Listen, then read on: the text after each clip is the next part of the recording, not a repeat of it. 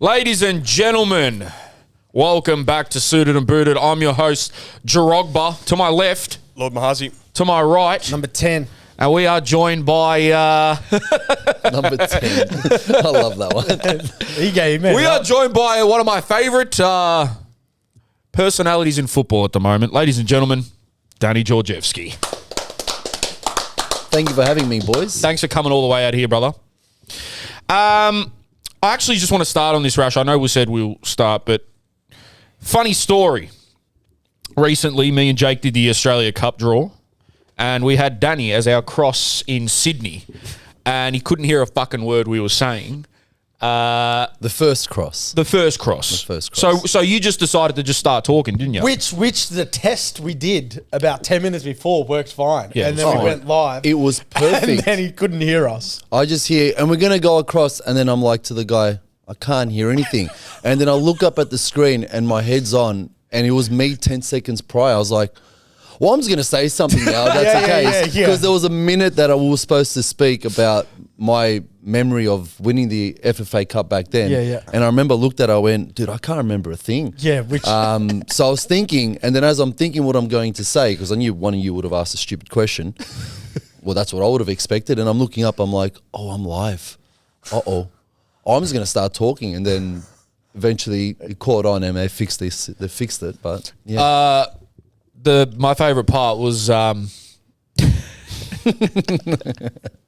you speaking of Mr. Secret from Apia. his first his first guest on the cross.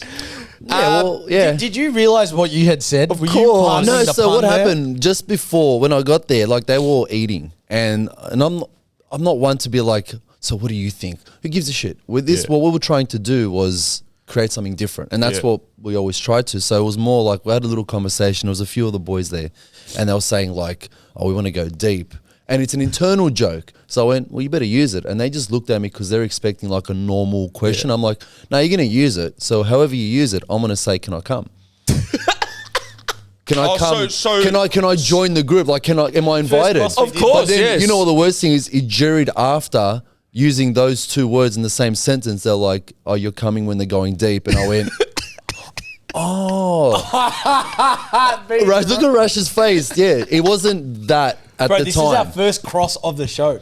Yeah, and his actual name didn't contain his secret. Because I was trying to remember what his name was, and I said, He didn't what give does you that mean? much. Well, he's a good. I don't know. He was shitting I think it himself. was okay. Yeah, but everyone would if you're not gonna. It's not like us. We used to do it all the time. Yeah, true. That's When it's your first time, and it's like, oh, I don't want to screw it up. Yeah, that's even fair. me. That was my first time actually interviewing people. Yeah. Really? Yeah, I don't interview people. God, When that do I was- Oh, you interview did people? well then. Fuck, man. Yeah, well, I was trying to make something. Yeah, you different definitely out did. of it. We were in the studio, I just looked at Jake straight away and he goes, Bro, yeah, you we looked at like- the camera, you go, how deep? Can I come? And then they've made a reel out of it, so good on them, I guess. Well done to them. For being good sports. Well, that's what we're aiming to do. Yeah. All right, Danny, let's, you've had a fucking great career. Let's not beat around the bush here. Let's go back to the start. I want you to talk to us about, maybe let's start with how you ended up going over to Croatia. What was the process for you to start playing in Croatia from here? Well, they always said you have to make a video. So back then, my mum would videotape games at Marconi. I was playing under 20s or under 18. So she was making these videos, you know, back in the day. On the VCR. The VCR, the date and the time in the bottom right-hand corner. Yep. But then if it was ever a goal, my mum's camera will go over there and then you just hear my dad swearing in Macedonia, get it back on this thing, right? So we, with my cousin, we did it like, you know, VCR, back cassette days, like trying to get it to look somewhat normal. I was juggling in the park. We had no idea what we were doing. So it was because my uncle knew the under 21's assistant coach for Macedonia. So he goes, just send me something across. So whatever we had, we sent. And this was at the start of the year. And I'd finished school. And they said, we're doing a friendly game versus Bulgaria and a first team from Macedonia. So come across. So I went, mind you, back then we used to play 3-5-2.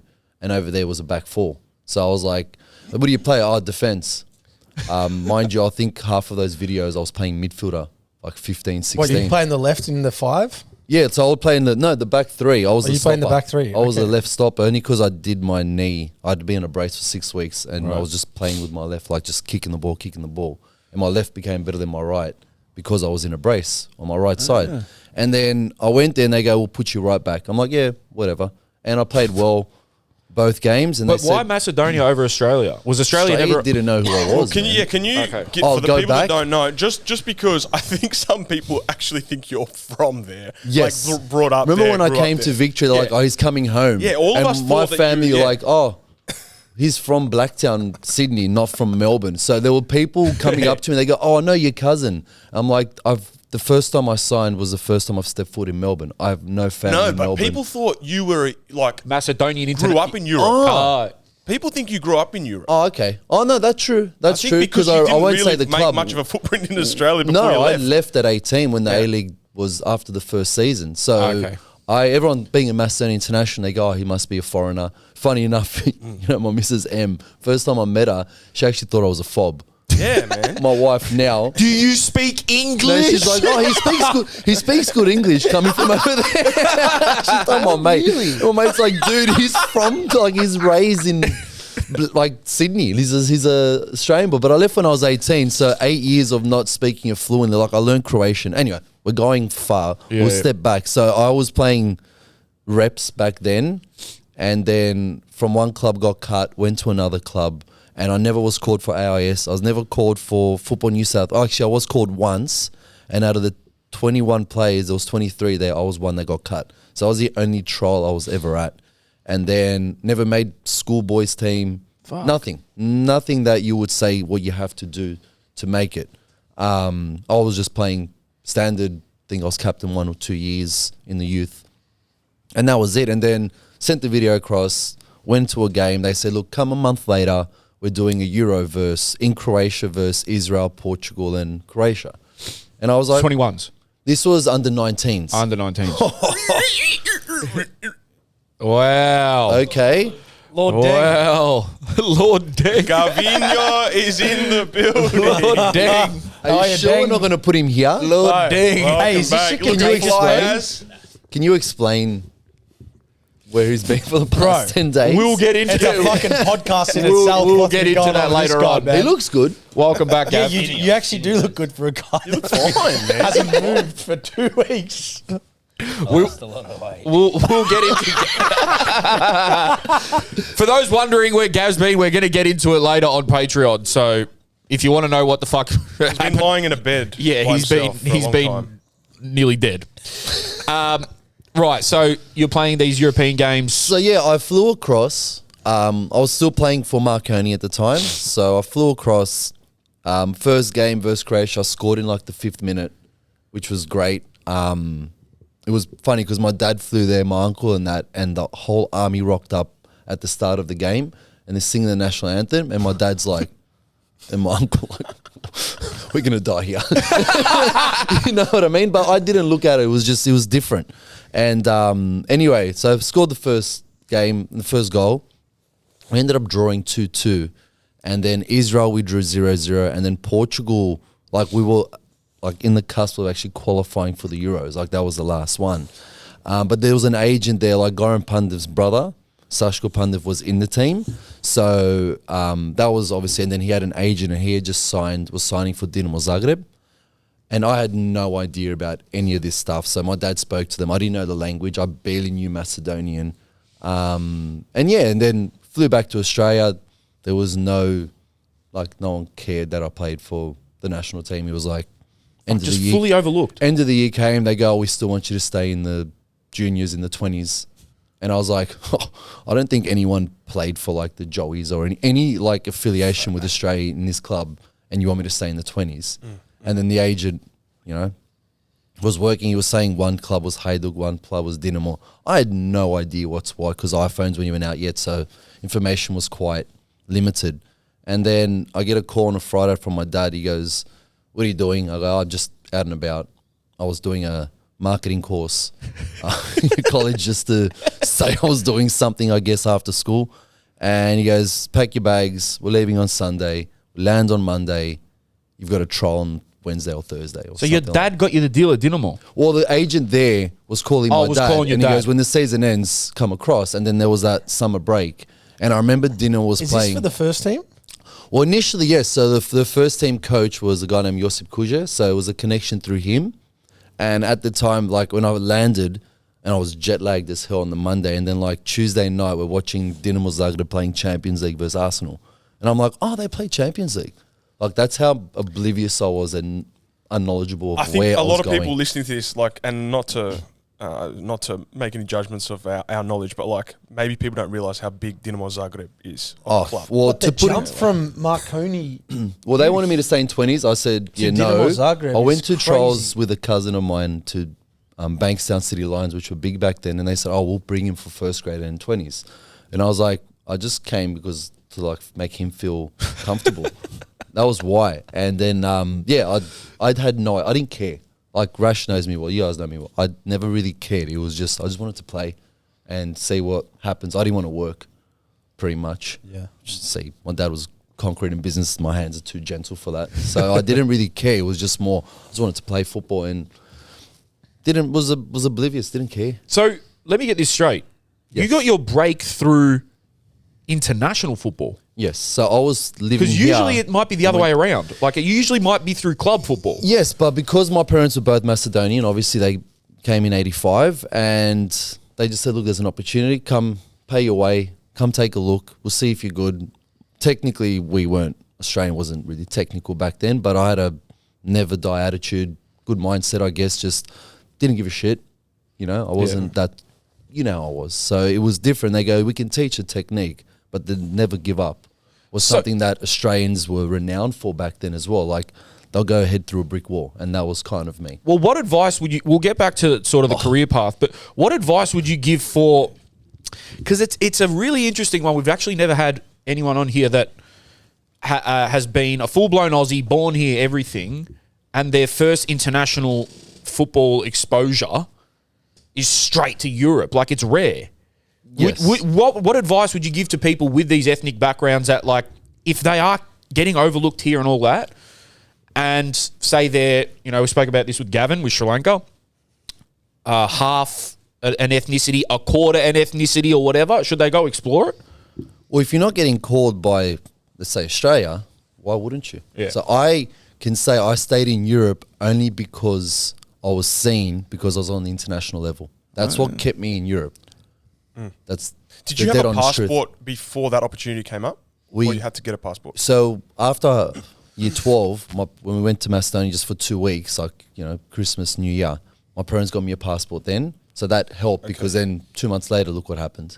Yeah, but Would've it's been easy to get a Macedonian right? passport anyway because both my parents Yeah. are from. Yeah, I think actually, was that how it worked? Or did I actually, when I went to the national team, I went and got a passport? Can I ask, this is jumping way ahead, but because I guess a lot of kids, maybe their fear of doing that, making a choice like that, is then they won't get called from Australia and they want to really play for Australia. Did you ever have any regret of like, I don't know what the rules were back then, but like not being able to play for Australia? I was annoyed in my youth that I was always overlooked. Like I remember even in Marconi, like there were players training with the first team. So the training session for the first team would be in the stadium and we were on the backfield. And not once did I ever get called, even when I played for Macedonia and I flew back. And that annoyed me. I think Bomber was the coach back then. And he just annoyed me. But it was like, well, if that's, you know, it's not my place, I just have to work harder. Why was that though? Because did they not respect the international level? Probably. But then you from that international performance, but a European giant. Yeah, and then a giant of Dinamo Zagreb. How does that work, bro? Marconi doesn't rate it, but they do. So I won't go a year forward. So when I got there, to put into perspective, Chorluka was there, who at the end of that year sold to Man City for 15 mil. Luka Modric was there, who got sold to Tottenham for 30 mil. Eduardo da Silva, who was the leading goal scorer in all of Europe that year with 36-something goals, he went to Arsenal.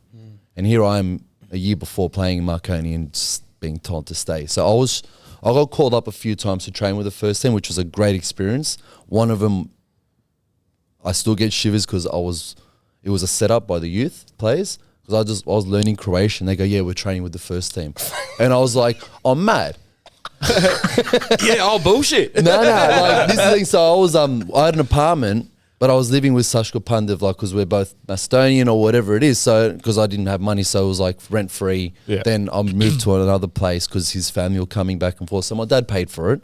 My parents paid for it, sorry. And then I remember once I'm like, dude, I'm learning Macedonian through his dialect, which is very weird. Yeah. Strumički, which is like a different to what I was brought up with. And I'm trying to learn Croatian. And I'm like, oh, they're similar.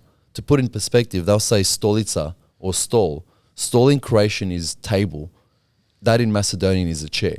So I'm like, I was sat on a chair. They go, what the fuck are you doing sitting on a table for? Yeah. So you can't, I'm trying to learn the difference. I had a thesaurus. I used to watch it on TV, like, you know, Steve Urkel, all those shows, and I'm learning the language. So I think I know it. And they go, oh, we're training with a few of the boys are training with the first team. I'm like, oh, mad. Like, sweet. I get to the change room, and when you walk in, there's like these, we call them like the aunties. They'll give you your gear. Yeah. They go, new bugger, yeah. I go in the change room, go in the back corner because there was like one locker free, and I'm looking around, and I knew some of the Brazilians because of through my roommate, and I'm like, dude, there's no youth players here.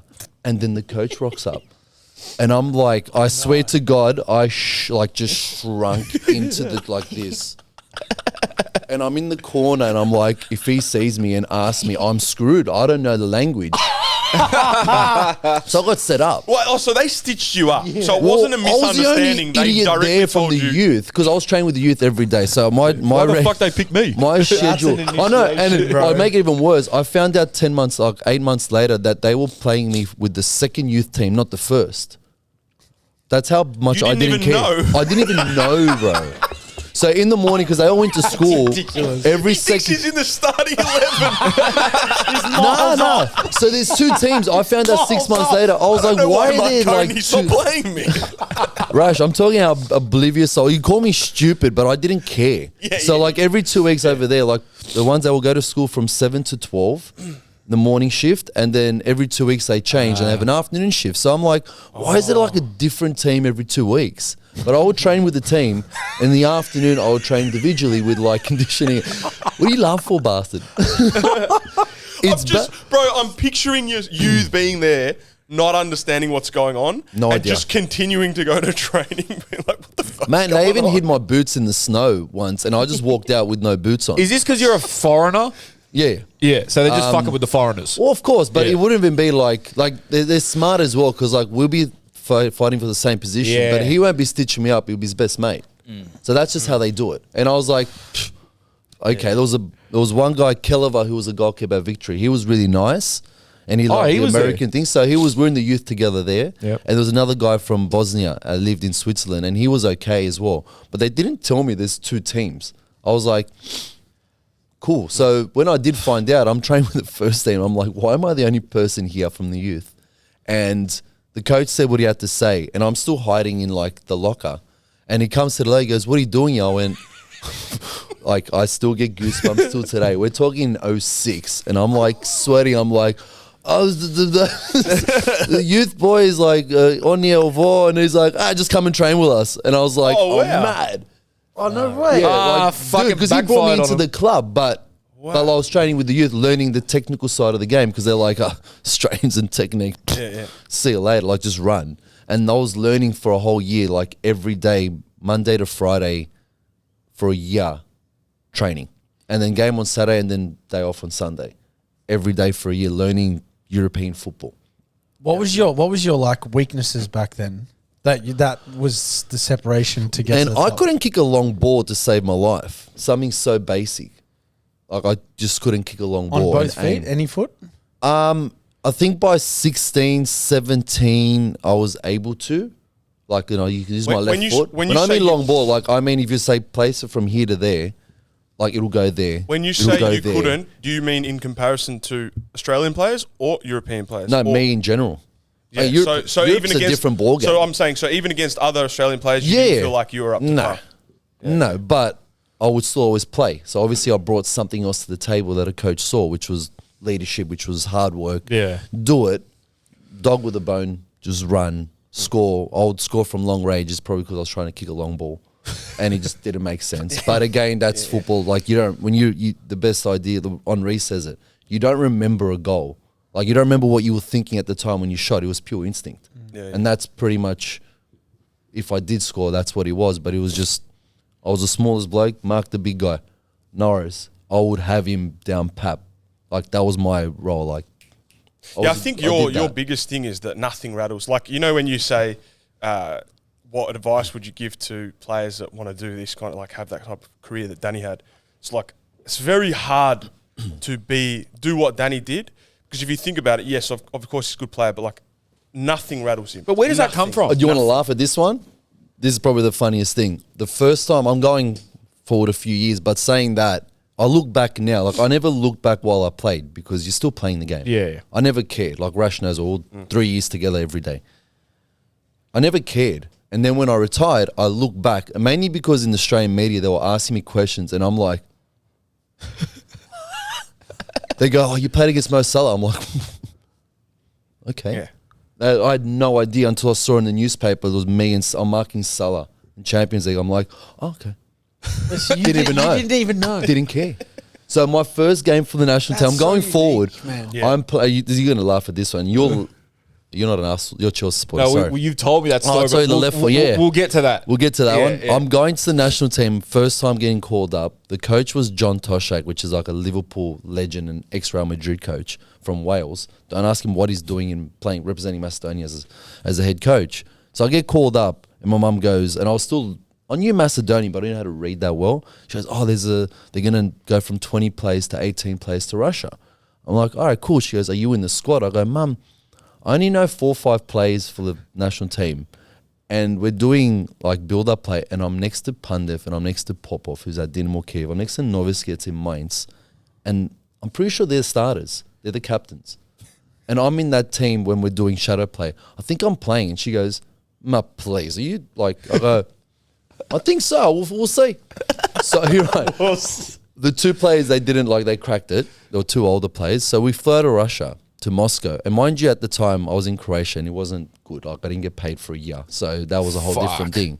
So I'm going there. I haven't been paid. I remember Popov goes, dude, go to Louis Vuitton store when you go into the thing. It's like $5,000 just for a laptop case. And I'm like, okay. I'm 23, no money to my name. I'm like, okay, I'm swear, how am I going to get this? What's Louis Vuitton? Like, he wants you to buy it for I wanted to buy it for him because I'll pay you later because I was... Oh, shit. Yeah. But this bloke's on God knows how much I didn't more keep. And I never talked about money. Norris, like, never needed anything other than a coffee. So I'm like, no worries. And funny enough, when they were going into Moscow, like, a reporter came and had a chat. So I missed it. And then he came down and he goes, oh, did you get it? I go, no, I missed it. He goes, I didn't need it anyway. I'm like, this bloke's going to throw $5,000. I've got no money. I go, $5,000, I can live for a year. Right? You're telling me. So, and then we go and play. And before the game, it wasn't like today where they have full analyses and whatnot. It was like, you're going to go play, blah, blah, blah. And I look at the team sheet and I go, who am I marking? And I go, Arshavin. Best player in Arsenal. That's peak Arshavin era. We're talking peak. And I'm like, cool. Left back. Zhirkov. Oh, he plays in Chelsea. Yeah. Oh, well, we'll figure it out. And that's in front of 40,000 on a synthetic field in Dinamo because it's obviously freezing. Yeah. And I had I had a great game. And it was like 3 days Is later. this 2012?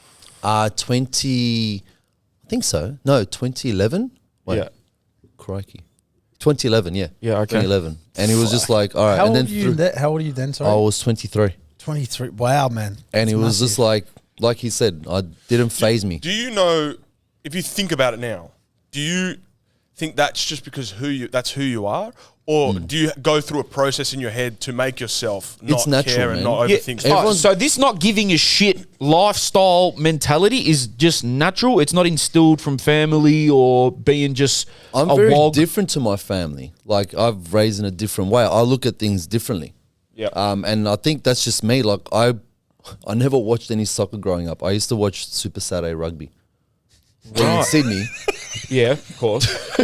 You're in Sydney. And I mean, up until I left for Europe at 18 and a half, I went out probably 4 times in my first 6 months as an adult, able to go out. I would play the game or I would stay at home and watch Super Saturday rugby and TNT Showdown Rugby League, WWE. I'd just stay at home. I WWE didn't guy. care. See? Was. And then the only Sorry. thing we had back then was SBS Serie A highlights for half an hour. So I would wait till 11 o'clock. Dude, I was at oblivious. I thought Juventus was a team from jail because they wore the stripes. Yeah. You know, Call me dumb, but it was just, I didn't care. bro, I just that's- loved that's dumb. watching it. Yeah, but you know what it is? Yeah, but where did we, back then, where did you see it? You couldn't, like, there was no information of football back then, and I didn't follow. It was like 11 o'clock, I saw it once, so every Sunday at 11 o'clock, I would wait to watch Serie A highlights. So people are going to be shocked hearing that, but there is so many footballers that made a great career for themselves that A, don't give a fuck about it, B, don't care to give a fuck about it, or C, like, just are oblivious to everything. I have said this a lot, man, and I've just kind of said it before. Like, I have never met a player like Danny. On the level, to the level of nothing rattles him. I've never met a player like he's very unique. Yeah, in I don't think I've met a player. So you didn't condition yourself to be like that? And I think it was my upbringing of always being overlooked. But that is actually the best way to be. Possibly. Yeah. Isn't it? It's the hardest thing to I didn't be, know I think. anything else, Joe. Yeah. I didn't know anything else. I think always being overlooked, all right, mate, at the end of the day, it's annoying. Like you're cracking it because it's like, why am I always getting overlooked? And I'm a weak guy, like in the sense, like I'll go for a cry because I was like, why am I getting always overlooked? And I wasn't one, well, I got to work harder. I'm there watching from 1 o'clock in the afternoon till 9:30 at night, Super Saturday rugby. Freddie Fitler, all these boys like Matty Johns. That's what. And I watched Thursday night. We had training. I would ask mum to run home, get home early. I'm still freezing from the cold to watch rugby. The footy show. Oh, yeah. So I but used you're to not love Matty lazy. Johns and stuff. Would you say you're lazy? Yeah, I was. As a footballer, was you pretty didn't work lazy, hard. At training, like conditioning, I was always at the front. But to do extra, probably not. Yeah, but to be at the front for conditioning, you can't be Well, I was lazy. naturally- That's what I mean. I wouldn't call you lazy, which is a weird I was combination, natural. right? Because normally the player that doesn't give a naturally fuck fit. is To a very certain lazy. extent, Yeah, wow. But you're not lazy, but you also don't give a Yeah, fuck, like which is a very weird. Yeah, lazy is combination. like probably not the best word, but I was never one to push or be like, I've got to do these extras. I've got to do What's this. It was like more like your father's mentality? father as a dad now. No, in terms of like, did Oh, you, my father's do you see mentality? yourself bounce off him? Or He worked hard, so he came to this country with my mum and my brother. So my dad was a civil engineer in Macedonia. He came here, he had to clean toilets, and then he learnt the word concrete finisher, and he got into concreting. but did he have any football background? Yeah, like played in the army. He was a sprinter, like skinny chicken legs. So he was smart. My brother, he wasn't smart, sorry. He was very smart, but he also had that athletic, like they are over there. There's no other sport other than soccer. That's it. On the street, army, whatever he may be. My brother had his talent of like, my brother's left-footed, sprinter, all the natural attributes you would want. But the mentality I think I had from seeing him always working hard, coming full of concrete, never gave up, always like try to smile when someone came over. When no one was over, he's knocked out on the couch because we talked about concreting before. It's a bloody hard Wow, job. shout And out, he man. was, I look like him. He's Shout thin. out the concreters, He's not a man. big, man, it's a hard job. It's very hard. Cracking concrete at 7 in the morning, you can't, like, it's not normal. But that's what he had to do to provide for his family. So I think that working attitude, and he never was one. The typical drive home was the worst ever. And like I remember once, you know my old man very well. When he gets on a roll, so he would close. Like, he obviously had his own business and whatnot. He'll go watch me play, then he'll go. I've got to go back to work when your game finishes. If he said come with me, I'm like, oh no. Fuck. And the one time I said, dude, he can't say anything. Like, I've had a great game, scored like 3 goals, and he goes, how many shit passes did you make? And he just put me back to ground, and I was like, oh, okay. But that when the car ride ended, that was football. There was no talks of after. There was no tactical. He wasn't trying to be anything. He just went, the car ride, let loose, and that was it. So he was firm with you. He was firm in the car ride home. That was it. I know we're jumping ahead, but this is a perfect segue if you want to talk about it. You've told me one story when we were in Sydney. The first time we met. The only time we've met. Yes, the only time we've met was when you were playing for Stour against Chelsea. Your Chelsea team. On Hazard. Yes. And your dad rang you after that game. No, it wasn't Hazard that ripped me. It was Schürrle. Right. Oh. But your dad called you after that one. Oh, yeah. Okay, so can you yeah. tell us that story? You're playing against We're jumping nearly a few beat years Chelsea ahead. in Champions League. So we played him the year before, but I was injured. I Yep. just come back from a broken leg, and that's when they won the Europa League. Yep. So the next year we get Who drawn were you playing again. for at the time? Sal Bucharest. So my first year, we're jumping it quite a bit, but we'll talk about that one there. It's just a perfect segue for his dad, but yeah. Far out, this is bad. We play the game. I came in super confident. Mourinho had lost 2 games in Premier League, which for them was like, he's Time. getting the sack. Yeah. We're flying in Romania, but like Romanian league was actually very good. To be honest, there was 5 teams that the owners threw a lot of money and the quality was tops. It's probably like the A-League in 2014-15, like peak. Yep. Right? And I remember we played that game. I came in way too confident, thinking I'm at that level. Does that stand for Bridge? No, that was at home. I was at home. So we're at home Okay. in front of 58,000. You're waiting for this one, aren't you? I get booed off the field by my own home ground. So we play. I thought I had, when you read it, jump in, whatever it is. Schürrle, just every time I went and got a 50-50, which I always say, unless it's 70-30, don't jump in. But I knew it was fast and running backwards. And I've just come back. I've got a plate and screws in my leg from a broken leg. I've got the side of my foot. I know this is complaining, but this is what I was playing with. The side of my foot, you got that bone? It had opened. I had a hairline fracture, so we were injecting painkillers in there every day for training and games. So I can barely turn left.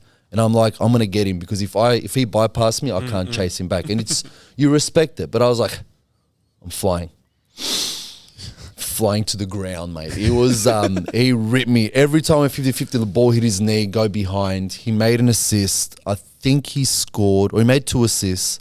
End of the first half, I score an own goal. Bro. No. But I remember that clearly because it was our captain stuffed up, lost it. It was our corner. He stuffs it up, and I'm backtracking, and I can see Andy Cole, Ashley Cole in front of me. Samuel Eto's going down the line. I'm trying to block, so I'm getting in front of Ashley Cole. So this is like vivid memories. In football, you remember any little things. Yeah. I remember I'm going to get in front of Ashley Cole because if like something happens, I'm at least in front of him. Eto shoots.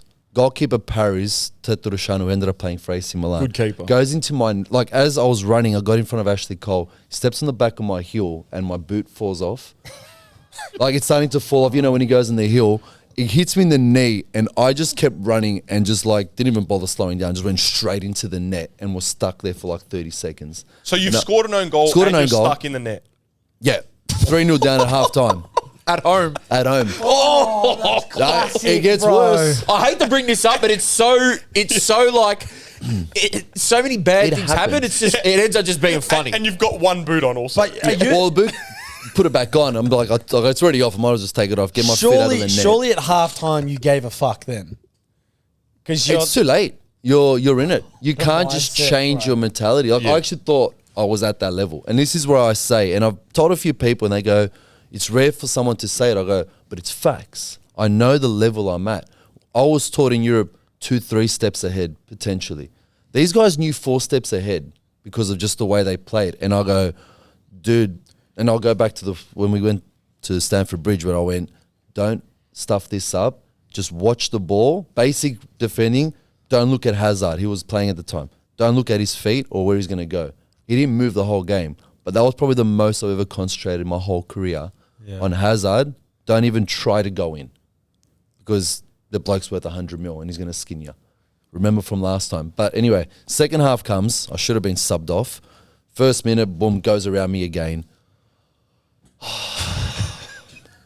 Why, God, why am I so confident?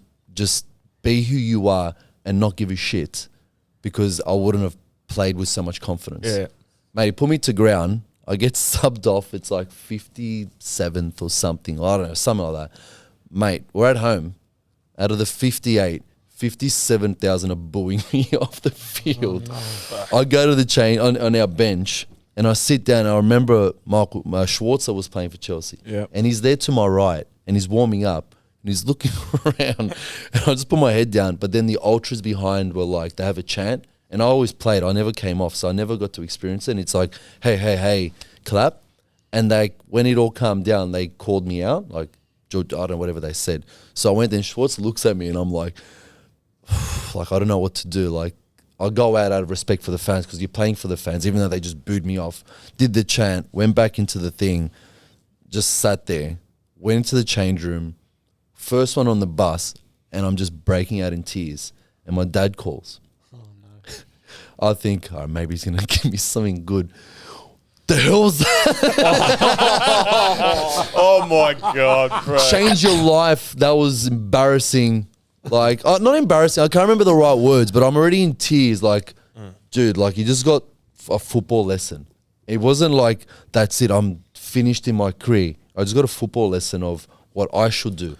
Not who I'm playing against, what I should do. Stop going in. Don't think you're that good. Like, look at everything at your leg, like broken leg, the whole shebang. But know that there are much, much better players out there than you. When you're at a club, you got an ego, you're the best in the league. I was best right back in the league as a foreigner. And it's like, all right, you're not that good. What did the fans say to you? Were they just giving it to you? Oh, I can't remember. It was just a lot of booing. So you walked over. So the whole fans, so imagine the whole stadium's booing, but over there were the ultras. So you couldn't even hear them because these ones were all booing. And then when I could hear them and I heard my name, and I go, oh, that's what they do as a chant. Even though I was there for over a year, but I never was subbed off. And they did that thing, and I went back on the bench and just watched the time just like tick away, like, can this hurry up so I can get out of here. Was that the highest level of football you competed against? That Chelsea team and Hazard? Well, we played against Belgium, who Hazard, Lukaku, De Bruyne. I think Vertonghen was in there. Vermaelen. That was another lesson as well. I'll go forward. And he was playing left back. He just looked like effortless, mate. His positioning, I think I got hit once. I never crossed the halfway line. I go, dude, that guy's just a monster. And he just looks like he's a relaxed player. Back peak Tottenham days. He was a monster. So we played Belgium, we played Croatia, played Serbia. But I guess Champions League is the So how did top. you get to Star and how did it end in Croatia? That's how long we have. Croatia was funny. version. Croatia was It's crazy. It's a good you life mentioned lesson. it before, sorry, but it's crazy you didn't get paid for a whole year too, huh? So in Croatia, my first 3 years, it was 1 year plus one option. So I was playing with the juniors. So Macedonia, we're going back now where we started. I always stayed there because you need to play. I tell every young player, go where you're going to play. Oh, but mate, play. You're playing against men, play. So when I finished with Dinamo Zagreb, got called to Međimurje, which is a smaller club, but they're decent, right? And the captain was the right back who just was 10 years in Bundesliga, Stefanovic or something. And I was like, I'll knock him off. I'm young, I'm ready. Yeah. My first professional contract. This is August, September. I get an email from Australia. Sorry, I take it back. A fax was sent to the club. And I get a call. And I learned Croatian well by this time. And they go, what is Štajovo? Like, what is this? And you just see FFA. I'm like, oh, I'm getting called up. Like, I don't know the rules, but Australia. And then I just see 135,000 euros to be paid to Football Australia. And I'm like, what? This is December. And in 2 weeks, coming back home because it's a winter break, I'm like, they looked at me, they go, we don't have this money. We're going to cut your contract. This is my first contract Why after are they 3 asking months. for that much money? Training compensation. Yeah. Football Australia. Yeah, so the federation is asking for well, the federation is obviously the top, and then Marconi and Marconi. Blacktown City from under 12s, 13s, 14s to 18s, right? I didn't think they could do it to Europe. I just thought it was to A-League. No. It's everywhere. No, you can do it. everywhere So the does it. rule is up until 23 years old, every club that has developed that play, if he gets sold, they get a cut. Fuck. Which makes sense if they've developed you. Yeah. My dad was paying Rego. It wasn't like that. I was going to say, they This developed is the funny thing. I was already overseas for a year and a half. Yeah. They didn't know I existed. But then they found this out. So my dad was working here and he was like speaking to the club like, dude, like, you're going to ruin his career by asking for money that the club doesn't have. Like, let him go. My dad goes, I'll pay something. No, this and that. And I remember I met Tony Rallis, who's a big agent now. Back then he was working with, his old business partner was Brett Emerton's agent, who was a solicitor. And I met them once before. And I think my dad with them just kind of, they squashed it. They kind of said, well, from my understanding, I don't know I can't remember, and I think I just deliberately blocked it out. And I've heard it probably a couple of times. They said, we'll sue you if that's the case, because you haven't developed this kid.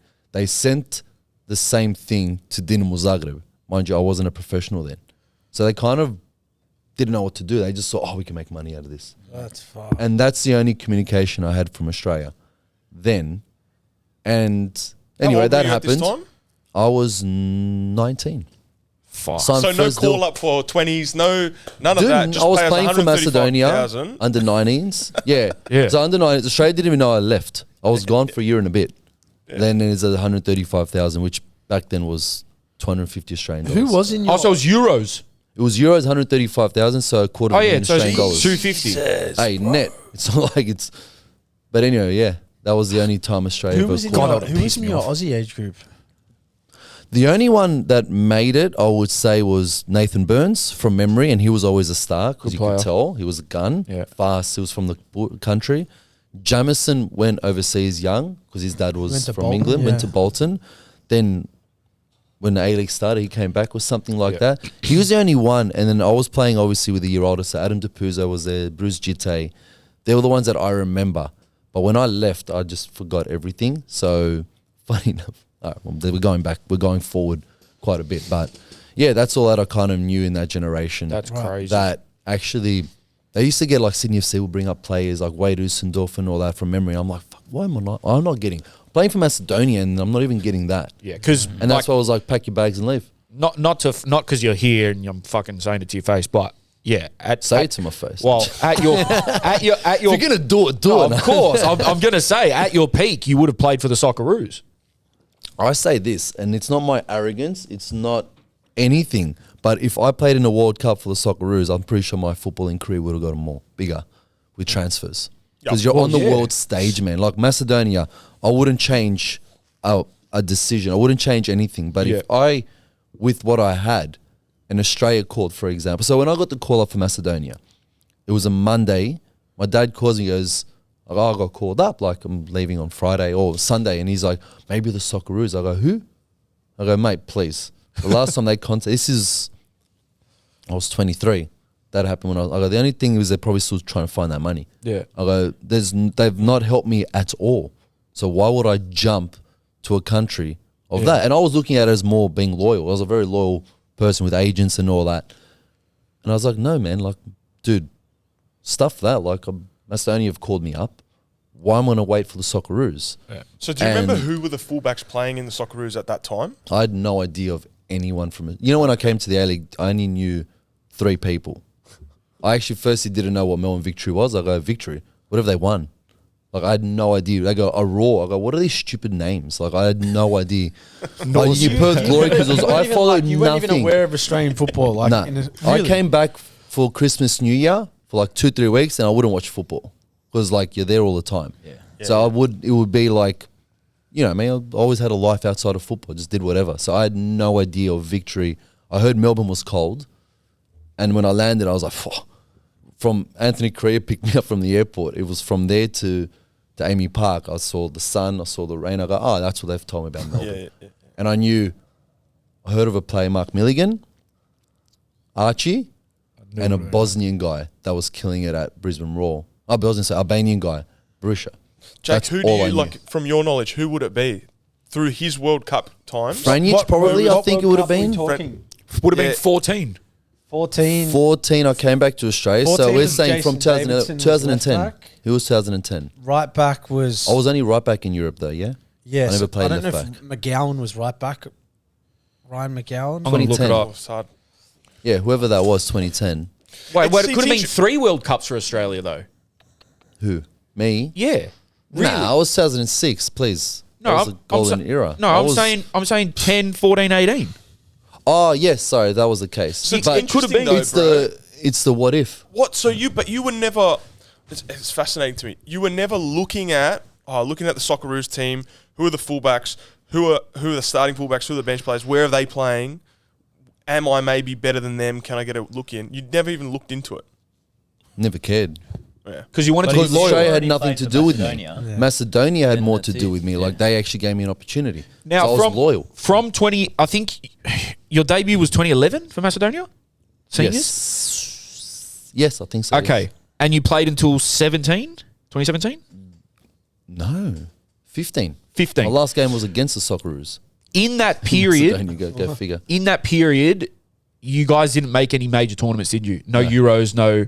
Nah, Just the were. qualifiers. Just the qualifiers, World Cup and Euros. So your point stands then. If you were to play on a massive stage like the World Cup with Australia, you probably would have got more fucking. Potentially, it's the what if. That's why I look at them, the ones that have made it in the World Cup. Why are they only gone to Scotland for? No disrespect, but Yeah. Hey, Yeah. if I played in the World Cup, geez, I'm pretty sure I would have A big European league. top 5 leagues. Yep. You would think so playing on the world stage. And this is the funny one as well. I'm sorry, I know you have a question, No, but this good, one's bro. a perfect example of why I think like that.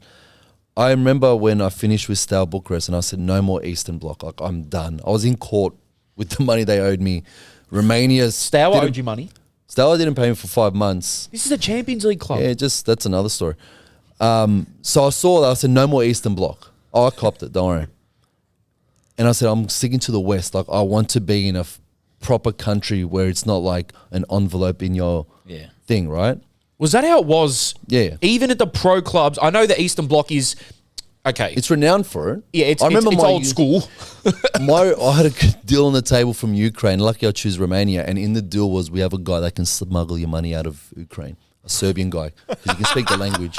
And I'm like, He comes with your deal. Yeah, this And I is was Ivan. Yeah, this is Ivan. He can get you money wherever you, you can need. trust him. I'm like, dude, what the hell? And this was a and there was no translators because all the translators for the Ukraine were the Poland and Ukraine Euros. So I was like, did I just get that right? Like what they just said? Like I'm pretty sure their translation from Ukraine, it was weird. Right. So when I finished with Steaua and I just came off the Champions League campaign, I didn't play for a couple of months. That's why I didn't get paid. And I remember Georgievski was the captain of Mainz in Germany, and I literally I even barred Ludogorets, who were massive in Bulgaria. I said, no, I don't want Eastern Bloc Russia. I don't want it. The only time I ever wanted something in football, I want something Western. So I was want this because of Belgium or Germany. This is the build-up of the after Steaua Bucharest. but stuff that happened at the smaller Croatian club. 8 years, yeah. At Build of 8 years, Steaua, yeah. and just you're being like, I need to go west. Dude, when I get paid once, I would hold on it for months because you just don't know when you're going to get paid. For people out there that I don't used to know, pay mates nappies, like the kids' nappies, the foreigners, because they didn't have money. this is a Champions League club Danny was at, by the way. Bro. Yeah, the Champions League one was funny. But then after that, so Steaua finished, I'm like, I'm focusing on that. And Mainz were very interested. Good club. I was at Ibiza and I met Ivanovic's agent and Kolarov, and it was actually raw. So I called Georgievski as, they're interested, but the World Cup is in Brazil. So I said, I'm barring everything. Like, I want to hopefully get there. And in overseas, they do it. Like, they have a list of players. Who plays national team? These guys. Who's got a transfer fee less than this? These guys. Who's played this? So it has a proper routine from my understanding. And I was in the last 2 or 3 players, and Mainz were looking at it back. They go, but he's playing for Chile in the World Cup. If we don't get him, we'll get you for free. Like, it's a done deal. In that sense, I'm like, dude, licking my lips. I'm just waiting. And I get a call. They paid 7 mil for him or something like that. They made a deal at the end of the World Cup. Now, the World Cup, most leagues are pretty much finishing their pre-season, ready to start. And I went, well, that's a gamble that didn't pay off. But I wouldn't have changed it for the world. And that's why I say if you're at a World Cup, you're going to be seen. So this was Bundesliga Mainz. This is Bundesliga Mainz, which I always wanted to play in Germany because it matched my football. Yeah. I could see myself comfortably playing there because I was just Any other offers from England, France, Spain, Italy? England, there was one that called me. I think it might have been Brighton before Brighton. Yeah, championship. And they go, we're not even going to bother trying because this is the shit thing. FA wouldn't give you a visa because back then, if you're not an EU passport, your country has to be underranked 75. You have to pay in 18 months more than 75%. So I played 93%. So I maybe missed 1 game of injury. But the national team was 3 places off. Yeah, So I couldn't even get a visa. This is the other thing And I that was I don't like, think but people here's the realise funny, I about just went, England. okay. I go, whatever. Yeah, We're not even up to the negotiation. I can't get a visa. So See one you later. Socceroos cap would have done you the world, bro. Potentially. yeah, you never But know. I That's- don't care because I got to Champions League from Macedonia, not from Australia, not from anybody. Like, I praise it. Yeah. And I say, it paid off for me. I paid off. It didn't pay off not going to mains, but I wouldn't change it because I gave it a crack. Macedonia got me to where I needed to be. I know. People laugh at it. I'm like, I'm laughing now. Yeah, but the thing is, I feel like timing is everything. And after you retired, that's when Macedonia. So that team. So when I was playing, those were the young ones coming up, On and the that was come the up. best Euros Macedonia had done. Yep. For that division. So you can see they were coming. So like every generation, like let's say even Belgium now, Yep. their golden generation's finished. But that generation was there for 10 years before they were the golden generation. So they invested in that. Macedonia did the same thing with those youth players. They were my reserves. Right? Like those players. Who was there? Like Alioski? Alioski just started when I was finishing. Risevski, the captain, was my second. Keeper? Was that No, the the right back. Who's the he ended up keeper? being captain. The goalkeeper that's in Spain, Yes. Stolle, he was coming in and out, but there were still older players. So Yep. they were like the young ones coming through, and they persisted with them, and perfect. Worked, yeah. It worked, man. Now hopefully they still stay and the new generation come, but they just have to keep the momentum. I'm Did so. you play with? Sorry, go. I was just going to say, I think there's a lot of kids that listen to this that probably want to go play, and they may end up in places like Eastern think, Europe, European countries. 100%. Well, how would you define that place, and what advice would you give to kids that are maybe going there? Best learning experience. Best learning experience. 'Cause it ain't gonna You're get not getting harder. paid. So how much do you really love football? This is what I say. And this is what the kids, I even have in my academy, I say, how much do you really love football? If you're only training because you're out here 3 times a week with me, the other 2 days, what are you doing? I go, it's not, I'm going to train this. I go, no, we just go and kick the ball at a brick wall. I get parents coming ask for 1v1s. I go, save your money, get a brick wall. I even see Berbatov. Bro, it's so true. I even It's see such a funny way to Berbatov put it, now. but I don't. it's so true. Okay, Berbatov only recently started getting onto social media. He's doing it in his castle, but he's hitting the brick wall. Barefoot. And he goes, I was doing it with a basketball. So I say to him, I go, how are you going to get better? Yeah. Not by, like, I get some stupid stuff that gets brought to me, but I'm like, a brick wall and a ball, and if you got a brother that plays or a mate, just persist. Do it for 10, 15 minutes, then go joke around. That's how you're going to learn the game. That's what you're going to realize. And that's what they don't understand. It's like, oh, that it? Yes, it's that it. We do the basics. But what about all the other stuff? I go, I've never seen a player juggle in a game other than Cuffle. I've never seen a rainbow flick other than Neymar, and look where he is. But you're talking about 2 players. Why would you train that for? Do it at home for free. You're paying for this. I will train you what you would do in a game, not the other shit that they're unrealistic good. about. I like So, that. do you think, going back to the Eastern Bloc, you were there 15-ish, bit more years ago. Do you think times have changed there now with that stuff in terms of regulations and getting paid and all that shit? Yeah, I reckon it is. I know they've restricted foreigners, so not that many. So like Okay. in Romania, like you can have as many foreigners as you want. I think there's only like 4 or 5. Yep. So those EU and like EU passport, all that stuff has changed, obviously, because they want to not just have foreigners like England take over the whole league. We're amazing, but we have not many players that we should. Yep. So I think they've done the same thing, but yeah, I think- foreigners hard to go overseas. I think a lot of those countries are like have developed a bit more. You see Romania making the Euros, Macedonia making the Euros, being in contentions for World Cups and stuff. But I think going back to what Rash was saying before about the advice, if you want to go somewhere and play at a high level that is going to test every asset of your game, it's going to be the Eastern Bloc. Because the weather's going to be it's going to be freezing. It's rough. It's old school. You're going to get moments like that. You're not going to get babied. Like, if you can make it out of there, you can fucking play anywhere. Yeah, how about on a personal level? So, like, outside of football, social dynamics and living there, what would you... You just be part of the town. The boys. You just be part of the town. Croatia's beautiful.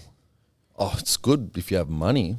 Oh, is it? If you don't, you just coffees. You didn't have money as a footballer? Well, my Like- dad would just send me 50 to 100 bucks Oh, a right. week if I You're asked used, for it, right? but I would save it because it's like you just don't know.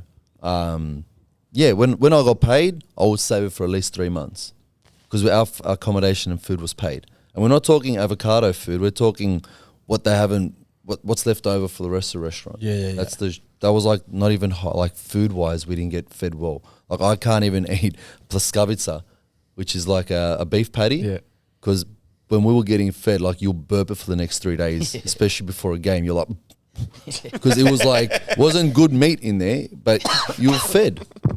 It wasn't it wasn't avocado on toast. I wanted to ask you just about the national team in Macedonia playing with Pandev. Oh, what a gentleman, man. Yeah, he didn't have skin ever folds. spoken about him, but it's like a Macedonian god. And he was like an unbelievable footballer. He used to start in some of the best teams across Inter He Milan. started in the Champions League final for Inter which Milan. kind of tells you how good he was. And that's under Marine. Dude, he was...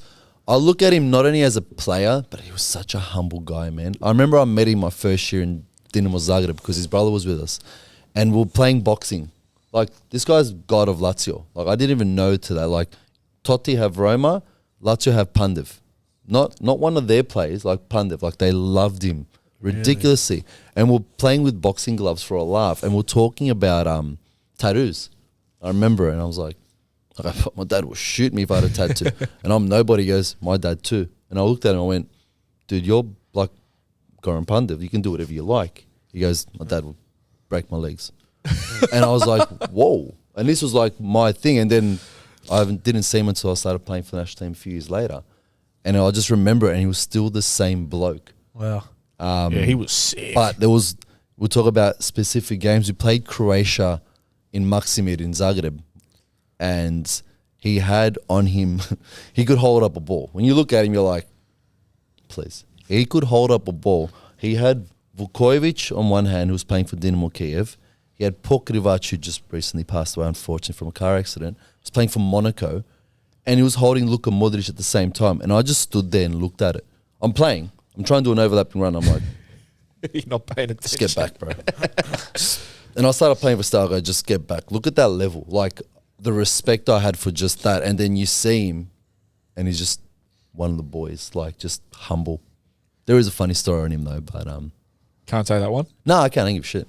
We played in Armenia, and he wasn't there because he stopped playing for the national team. And one of the boys told me, they go, last time we were here, it's an interesting story. This is Armenia. And what's his name? The one that plays in Inter Milan now. Mkhitaryan. He was playing there, right? He was playing for the national team. Yeah. Then I didn't even realize that until recently. Again, look who I get to Yep. play against. And he goes, last time we were in the bus driving, and he goes, we played here, and Pandev was signed with Lotto back then. And he had a bonus.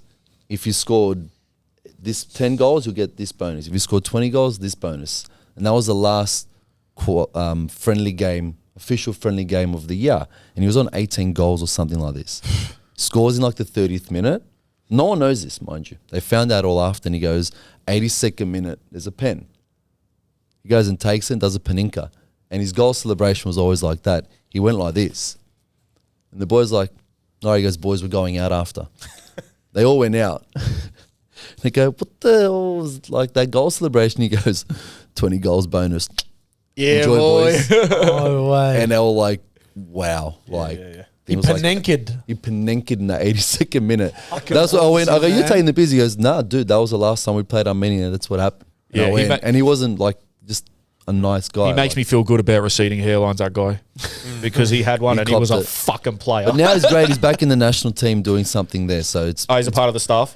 no, not staff. He's doing something like more higher level, Yep. which is what you want. Like, that's what annoys me. You have someone that big and that accomplished, which we don't really have that much.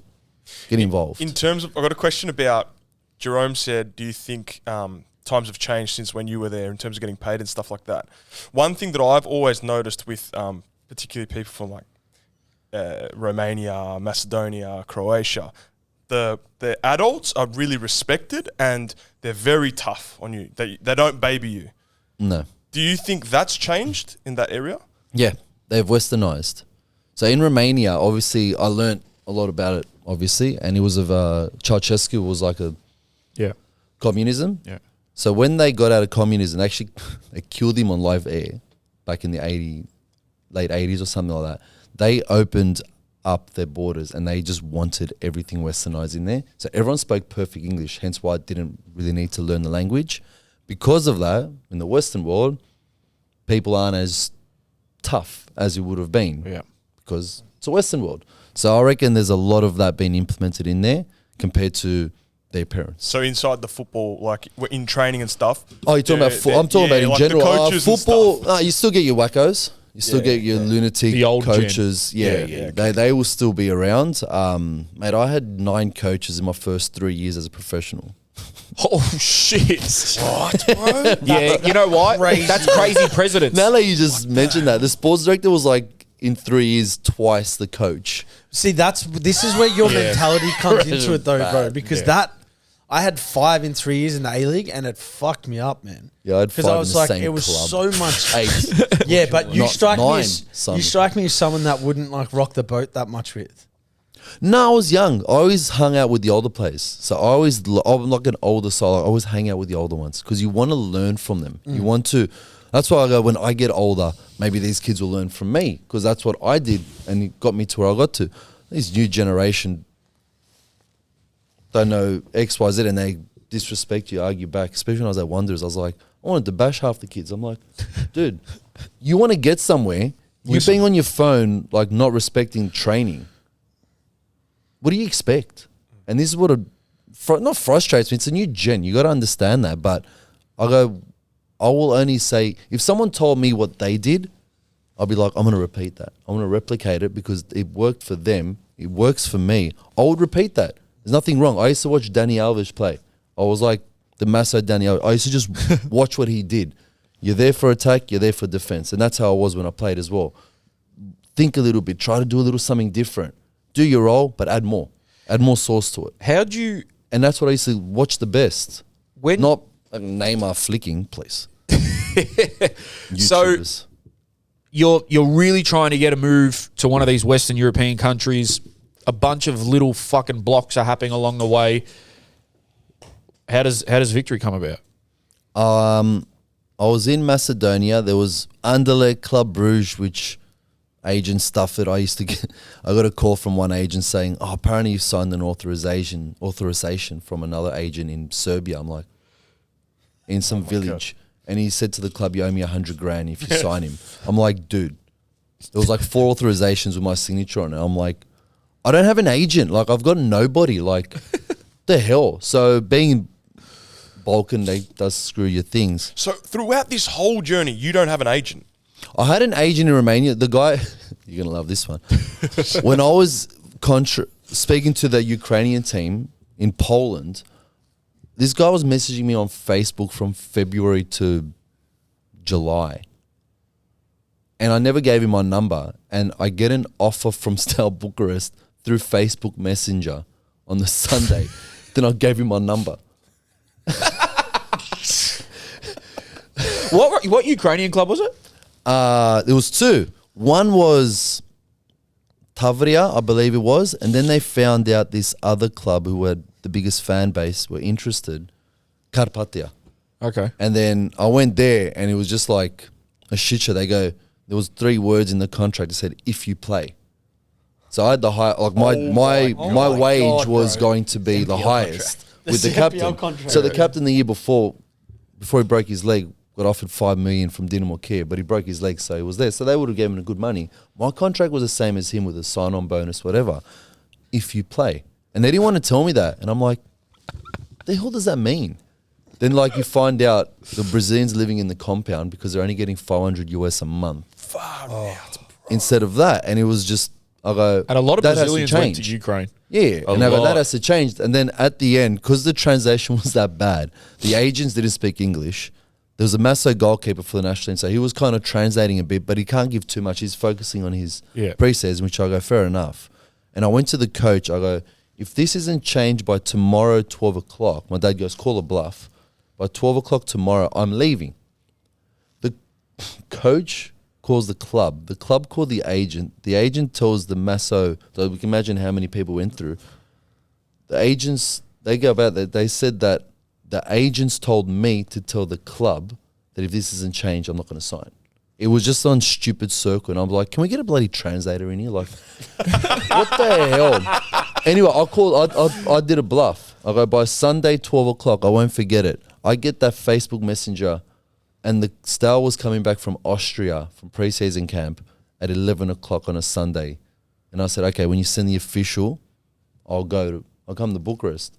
They sent me an official with plane tickets from Skopje to Vienna, Vienna to Bucharest. I was in the Polish mountains. They didn't know. I didn't tell them like I was with another club. So I had left at 3 a.m. to Warsaw, Warsaw, got a flight to Vienna, and was at the airport for like 10 hours waiting for my flight to Bucharest. And they go, we got an hour and a half meeting to decide see who you are. So it was like this, club manager, general manager, press director. We're there for 3 hours talking shit. And they signed me on the spot. Medical the next day just because of, they FaceTime my dad. He was like, you're Australian. This is what I say about the Australian mentality got me to there because Australians were known as, they used to call me, what are they called? Kangaroo or something. Other than dumb kangaroo. So the crazy kangaroo, they call me like, what's that that animal that just goes through anything? Fuck. It's like there was a rugby union player. Dave Ferret. Not ferret. Ferret. Honey badger. He's called me the honey badger. Because I just Called you didn't the give a honey shit. badger? The general manager used to call me the honey badger. Because I just didn't care. So was Europe then just off the table with all this bullshit going on, and then There were victory come options. in? I just didn't want to take him. It was Eastern Bloc. Was all Eastern I Bloc. was just done. 8 years took its toll of just. I had one lawyer in Switzerland in UEFA with the money from Croatia. What the? 2 years. So chaos, were you man. reluctant to come back to Australia? Well, I knew I was getting paid on time, so that was like something that's so basic for me was so wow. Yeah, like wow. Yeah, like something that's like you're well in that. Like I don't have to worry about it. Yeah, yeah. No, I just said no more Eastern Bloc. So there were options. Some weren't good, some were tops, but I just went no. So then I get an agent that calls me, and I was training with a Macedonian team where my mum's from. They were first grade, so they even said if you want to play, Of the course. season's like 3, 4, 5 rounds in. I was like, nah, I'm all right, man. Like I don't know what the hell's happening. I was partying, training. What else are you going to do? Yeah. Stressing out, but then whatever. An agent calls me, and he just sounded like all the other dickhead agents that were calling me in the last 3 months from Australia. Oh, your Muskie's going to call you straight away. This, that. And I went, all right, man, cool. I come look at my phone after training. Muskie didn't call. So I called bullshit. He gave me the offer, and I went, yeah, triple. Because I knew it was just a dumb agent. Like, if you're saying Muskie's going to call you in 5 minutes, And he don't. 2 hours later, Yeah. I go, yeah, triple the amount, I'll come. Then I called Tony Rallis, which at the start of the story, he's the only Australian, the guy that helped me out. So I called him. He goes, apparently some club called Victory called. I know Kevin Muscat because when I was 21, I partied with him in Mykonos, coincidentally. What? What was he like? Don't remember. Well, One-eyed. smashed. I had long hair as well. I was with my brother, and we're at like the pool at 5 a.m. Just you can imagine how smashed we were. The next day, we like saw each other. He goes, I thought I was dreaming. There was a guy from Sydney that we partied with when his brother. I was like, yeah, that was us. And it was I think Jedinak was with him as well. I'm not too sure. This is when Muskie was, I think, still playing or at the end of his career. Yeah. And then, so I knew Kevin Muscat. That was another one that I knew in Australia because I'd met him in Mykonos. I thought Not because of football. not because of football, but I thought Didn't know Mykonos I was you in Australia because everyone was from Melbourne. Yeah. And this is like at the start of the season. I was like, oh, I'm in Melbourne. But I've never been to Melbourne because everyone's Aussie. There was no one speaking LRE. And then, so I called Tony Rallis, and he calls me back. He goes, Muskie's going to call you in 5 minutes. I go, yeah, this dickhead said that as well. Muskie called me back in a minute. And I go, he goes, hey. Yeah, Muskie, hey. I go, there you go, man. I go, it's funny enough, before we even spoke, I go, I've actually met you before in Mykonos, like 4 years ago. And yeah, he was saying about the project. He was saying, didn't tell me that there was a right back of Jason Gary and Broxy. I found that out when I came to Victory. He goes, oh, can you play left back? I'm like, yeah. All right. Never played left back in my career. And So that was the first time you played on the First game I against reckon you're better Wanderers. at left back, by the way, than right Well, back, which yeah. is so weird. because It's it so was strange. like unpredictable. Is that Isn't- because Yeah. you also had to get your I had to opposite learn foot, the left side. your opposite foot So I got had to good learn as my well? body positioning. Yeah, because I was good with my left when I with was the a leg kid. break or whatever you Yeah, said? but overseas they used to laugh at me because they go, this guy's technique's not as good as ours. I go, yeah, but you were learning this at 6, 7, 8 properly. I only started playing soccer when I was 9, and I was taught by my dad. And So- my cousins was never properly coached. What did you think when you first got here of the standard, the players? Because let's be honest, you were playing in arguably the best ever A-League team, or one of the top three, you would say. What were your thoughts on the standard, on the crowds, on how football was done here, the lifestyle? Because you'd been in the Eastern Bloc for fucking 10 years. I just came from Champions League, so it was kind of you persuade yourself in certain things. I was like, you know what? I've done European Champions League. I'm going to do Asian Champions League. Yeah, so that was like my incentive. And I only signed for 9 months. So, Oh, wow. and then I finally won the court case in Croatia. So I had to get that money across. So I had to buy something straight away. So you had to call the money smuggler from Ukraine. No, I didn't have his number. Jovan. Hey. Got the money through, and then I don't know, just bought an apartment straight away. And I was in there for 9 months. Ended up staying there for 3 years. The crowds were great, far out. Like that was just 25,000 on average or whatever it was. So Yep. it was good because I was used to 40,000 overseas. So it was like Similar. This is mad. Yep. It took me about 6 months to stop looking over my shoulder because I was used to 2 years of paparazzi everywhere. So Emily again thought I had a twitch. But she goes, "What the hell's wrong with you?" I'm like, she goes, "Why are you staring at Was it everyone?" that bad in Bucharest? Mate, they used to put stuff out. Like I was staying at an ATM machine just like this waiting. And there was an article about that. What? Just like me just looking dumb. Just when someone came, I go, "Thank you." Oh, mulțumesc, which is Romanian. Yeah. And put in, they go, "Oh, Daniel was pulling out cash." Like it was dumb shit. That was I an did article. dumb shit as well, but that one there, I was like, fuck, like my first experience was I signed, and it was he ended up being my roommate. He played for Poland, and we were there in like the old city, and we had a Sprite on the table. The next day, the general manager goes, "You can't have a Sprite because the owner cracked it because you should be drinking water." I go, because it was an he goes, "Here's the article," and I'm like, "What is wrong with you people?" So I never drank. So it was a refreshing break. It was from like, that. oh, Fuck, imagine coming Yeah, to so I had to be A-League after that very- shit. yeah. So we had to go through you hear the celebrities go out through the kitchen. There was one guy that stitched us up. It was my biggest fine I ever paid because he's like, we had to be home by 11 o'clock. So everyone knew everything. One guy was dragging, "Oh man, stay." It was a restaurant that turned into a nightclub. It was Playboy night that night. They go, "Stay." I'm like, oh, like we can't, because the other boys were like, "No, we got to go." So I went to go pay the bill, and he's draining my life. And I've only met that bloke that day. He was with the general manager, and I won't forget it. And the next day, like we ended up getting out by 11:30, taxi home, back streets, whatever it is. And then we knew the paparazzi because it was like always one guy driving like this, but the back windows were all tinted black. And so I used to just go like that to him because I knew it was a paparazzi. And the guy's like trying to look like, "I can see you, man." They're everywhere. Like I lived in an apartment block, and security at the front, so they knew them all. Anyway, and this guy was like draining my life. I'm like, "Dude, like leave me alone. Like we're trying to pay the bill. We have to go because we're going to get in trouble. It's past 11 o'clock. Dude, the next day we have training. And the coach for the first time said, "You can go home." So we used to stay in the hotel before a game and after a game. So 4 nights a week we were in a hotel. And funny enough, I lived in a hotel because I was only there 3 nights of the week. So you're not, whatever. The next day the coach's like, "You can go home. Be good. Don't be stupid. I'll see you tomorrow morning for training. We have a game." We get a call at like 5 o'clock. Everyone in the hotel by 6:30. Oh, And we found out that the second goalkeeper bought a motorcycle and he crashed and he cut his finger. So like, "Oh, suck shit, it's not us." Coach comes in, general manager, 10,000 euro fine, 10,000 euro, 10,000 euro fine. And I go, "Did he just point to me?" He goes, "You're out past 11. I'm like, "No, I got the bill at 11. He goes, "When did you get out?" I go, "What time we got out?" Blah, blah, blah. He goes, 10,000, 10,000, 10,000. Everyone upstairs in your hotel room. And I'm like, "Bro, I'm not paying 10 grand for this piece of crap." We negotiated it down, but I was like, "Dude, you really can't have friends," because they were just, this guy, I never saw him after that because I said, if I see him, I'm going to knock him out. Oh, so he tipped He them off. told the club that it was past 11. And what he said was, it was 12 o'clock and I had to force them out.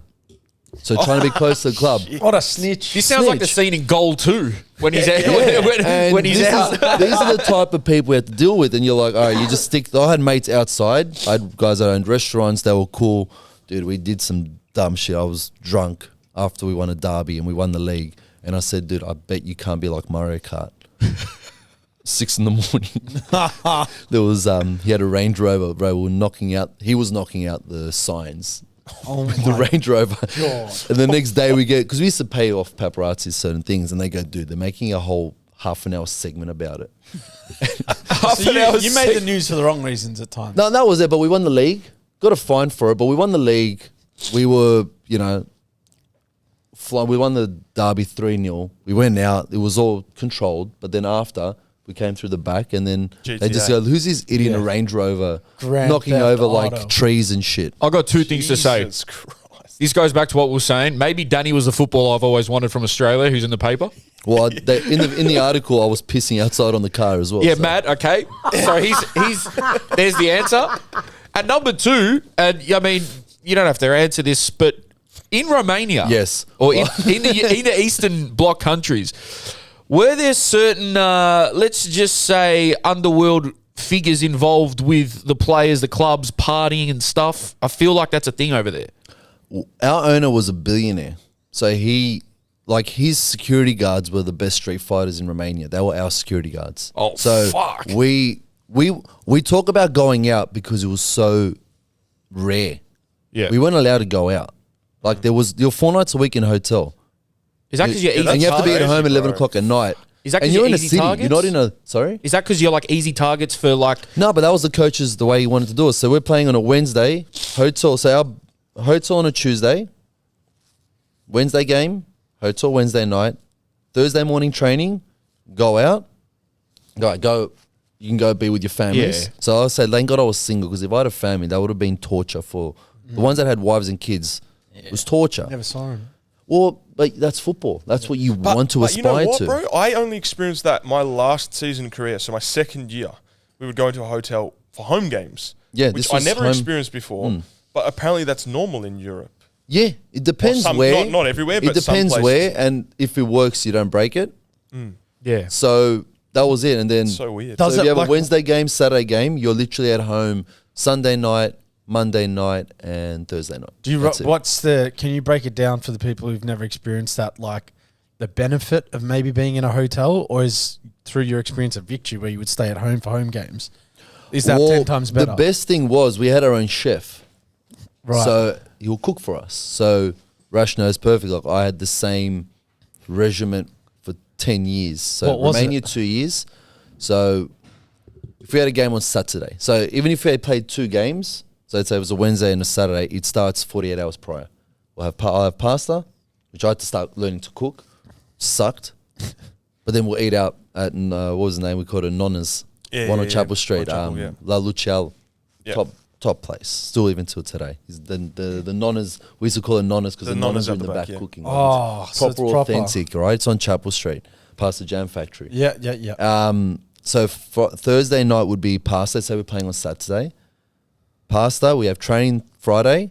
Then it will be, I changed it. I turned into omelette, but it will be something like a salad, meat, like just you're getting your protein in. Friday night was steak, like eye fillet and, what was it, veggies? Like sweet potato. What else did we used to put in there, Ash? Zucchini? I don't remember, bro. Oh, you don't remember? I remember. But Did you yeah, jump we used to I do know what that- you're talking Was about. his regiment? Was he? We were you doing it this for a and then you- pre-season. We yeah, did it yeah, pre-season, zucchini, yes. So that carrot, was that. Sweet potato. And then glass of wine, Yep. which is good for the blood. 1, not 2. And this is the worst. I used to have like a can of Coke, chips and chocolate as well, night before a game. All right, so you'd load up. I'll load up. The next day, I used to go, the first show of Victory, I used to go into training by myself at Amy Park, do like what I would repeat in Steaua Bucharest. Morning would be scrambled eggs on toast. Then we'll go for a nice walk, hang. I used to vacuum at home. I used to just be normal. The old vacuum my apartment. A psychopath, Clean. like it's already clean. Yeah, that's like, it's like just forgetting turn what it it on. is. Nah, It's a got routine, music right? pumping. A routine. It was a routine. Yeah. Lunch would have been at La Luch. Yeah. Would be like rice, chicken, and Napolitan sauce. Maybe even a potato salad that he will make, which we'll have a little bit of. Coffee, nap, wake up, coffee, slice of toast, go to the game. Yeah, because so we used to do that because we lived every step, 5 every minute step. drive. I used to from pick each him other. up all the time. So we would Right. go in the afternoon before a game, eat together, and then we would go back home, sleep, and then he would pick me up and go to the game. Why were you so close with all the senior guys? Like That you're was good. You're so close with Fahid, Archie, Danny. What do you mean older? yeah, players, older you mean? guys. Because he reminded me of me, because he was the youngest guy, and I was 26. I wasn't old, but Yeah, he was, but- you're yeah. 20, 21. Yeah, yeah. And he saw Argentina, saw what it is, and he was like, it was part of the boys. He was very mature for his age. I That's think we dead got, honest we truth. just got along personally, And that as well. It wasn't even a football thing. Oh, Like, just dude, our socially, lunches- No, personally. you guys had You guys had a 3-hour lunches with this bloke, and he would stop and go, guys, You guys had Can I a say- you guys had a very unique chemistry. Your my team. skin's itchy. I gotta go have a nap. Itchy. No, I'm not even loose. Loose. I'm not. No, my skin is What do you mean itchy. your skin's loose? How's that You Like work? if I see- get tired, my Dude, skin remember feels that? loose. I'm like, and this was like with Jason Gary's like the most G-rated, nicest guy. He's like, what is wrong with you guys? Like, we used to argue, why is this so green for? Bro, Like, we this would- was yeah, our days. The four of us would sit there, me, Danny, Fahid, Jason Guerra, and literally just argue for like 3 hours straight. What's But you're- one story? Every single day. What's one story that sticks out to you? But that's what I love because that reminded me of Europe. It reminded Fade Yeah. of Europe. They were young. Like, that's what football was. You have that much time, but I always say you can work after. Like, when you're in football, just do it as long as it lasts because you don't play to 40, like, other than a handful of people. Mate, 20s, mid-30s, do it because you're never going to get that again. You start having kids. You have, God willing, you have a family, kids, son working, whatever you're going to do. You won't have that. Now trying to get together is like, I think jeez. there was like a really, from my perspective, from being in those dressing rooms, because I was in there before you came in. Yes. Before Fahid came in. And obviously, like, our team at that time, you said it before, was one of the best ever, maybe, on paper. But I think a lot of people don't realise the impact that people like Fahid and Danny had on the dressing room and the environment and the social environment of, like, let's, like, enjoy together.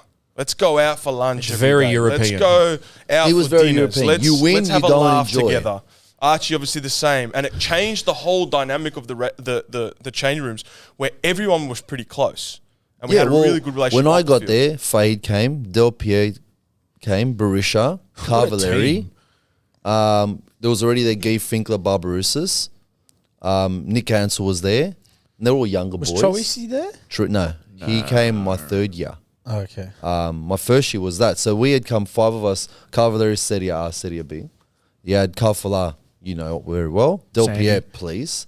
I had just come off Champions League. Milligan was the captain. And Archie is Archie. But we all, like with Barisha, like Archie and I, you can see how we are. But we respected Barisha. And I used to sit next to Bess. And there was no around him. Like, I still had my routine, but he wasn't like Bess, you know? So if he's like going, I'm like, yeah, Archie. We just, bro, what are you doing? Like, what are we joking? Like, we What just is joke. what is Best's routine? Well, just because No, he was very, like, very serious. and regimented of like. You know, he'll have No, like, I had my routine. I used to put like for blisters on one leg, on the other. You have your little things, but as you get older and you have more games, you start to don't even have them anymore. Yeah. Best was just very focused. Like, I'll listen to music, we'll dance, we'll pretend to juggle, we'll take the piss. We're sweating inside more than the warm up. Like, our games of two touch were just unbelievable. But he was taking the piss. You wouldn't think you're going out in front of 25,000 or at Eddie had back then, or the final. Mate, we're sweating and we're going out. We're like, let's calm down with the warm up because we just sweated our asses off playing two touch for 20 minutes. But that was European. Like, that was like, the only thing I didn't like here, we didn't do fines. It was just flicks in the ears. Back over there was fine. So, you're No either getting good fines. pay or you're not getting paid. What was the level like when you first came back, given that was kind of peak A-League era, but you've just come from the Champions League? So did you respect the level when you got here? What annoyed me was unnecessary running. Everyone says it. Everyone says I remember Muskie used to be like, you have to cut in. Like, Bruno, Fahid. yeah, like, okay. especially for I my mean, position. in games, you don't mean training Yeah, wise. you mean in training. Well, games. in game. training you have to do it, and how many times like Scott Galloway would run so much, and I'm like, dude, just stop. Right. Like, what are you doing? Hey, you're not going to play in front of me. You're a young boy. I used to tell him, honest opinion, like every Feb I wouldn't play because he would sign Scott for another year, and then Scott will be in the grandstand. I go, brother, not because you're my rival. You're not going to play in front of me. You need to play games, my boy. Like I'm looking at you. If someone told me at 20 years old, play games, I figured it out myself. Don't worry about victory. You need to play for your own career. Clubs are clubs. You're an individual. It's an individual sport. Individually, but playing in a group sport. So focus on you, not where you are. You need to play games.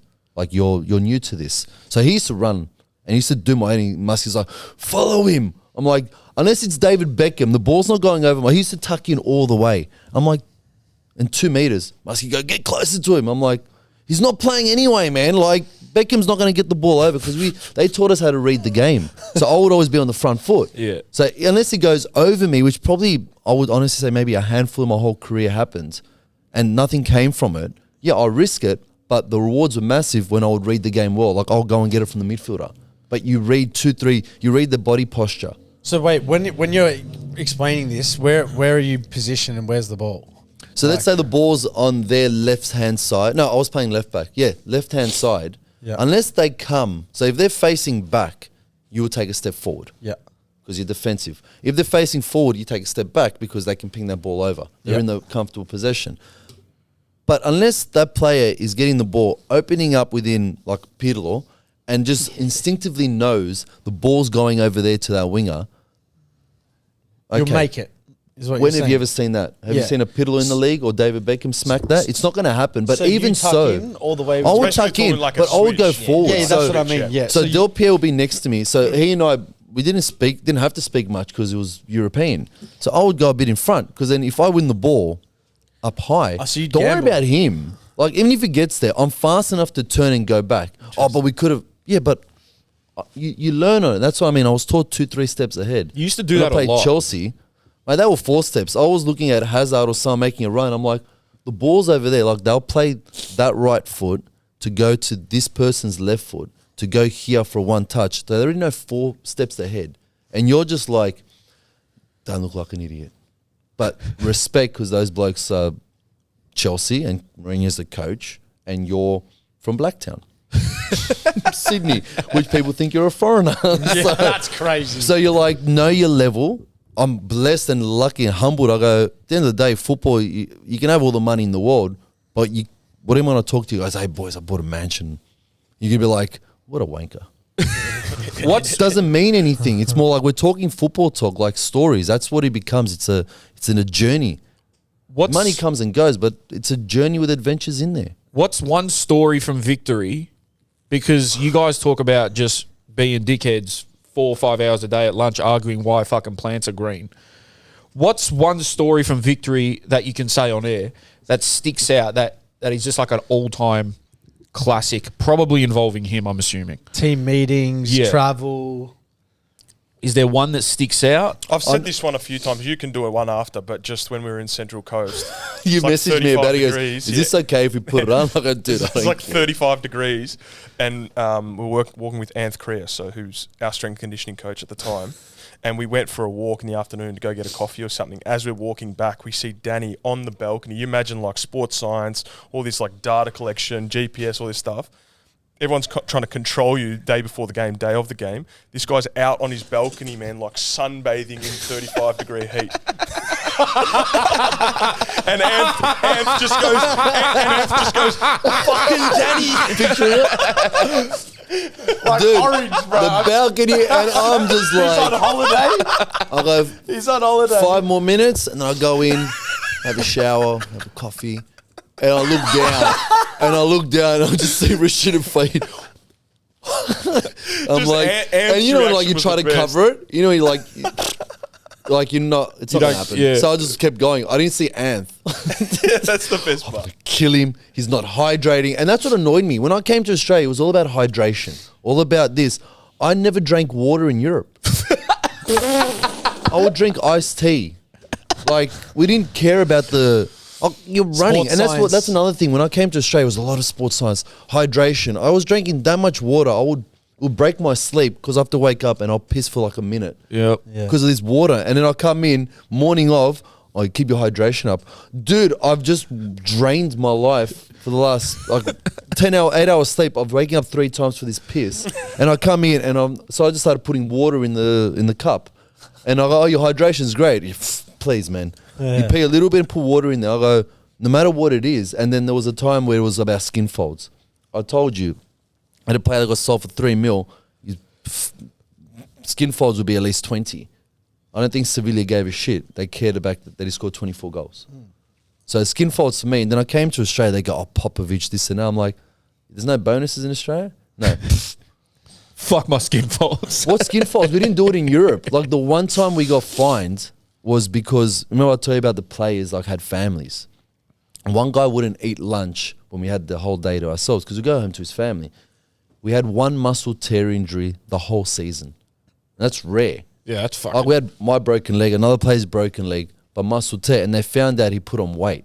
We never did. We did at the start of the year, at the end of pre-season, and that was the only weigh-ins. So us being a bit, some smart, some not, the coach goes, you have 3 days off because it was an international break or something like that. Or if you come back, he had a muscle tear injury, they found out he put on a bit of weight.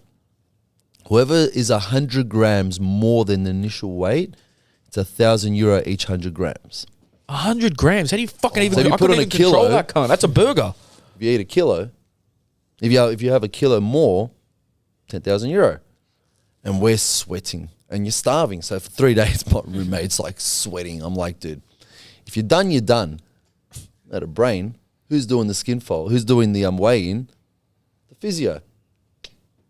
It's a couple €100. I'm an idiot though. I weighed the exact same at the start of the season and then You still paid this him? guy 600 grams more.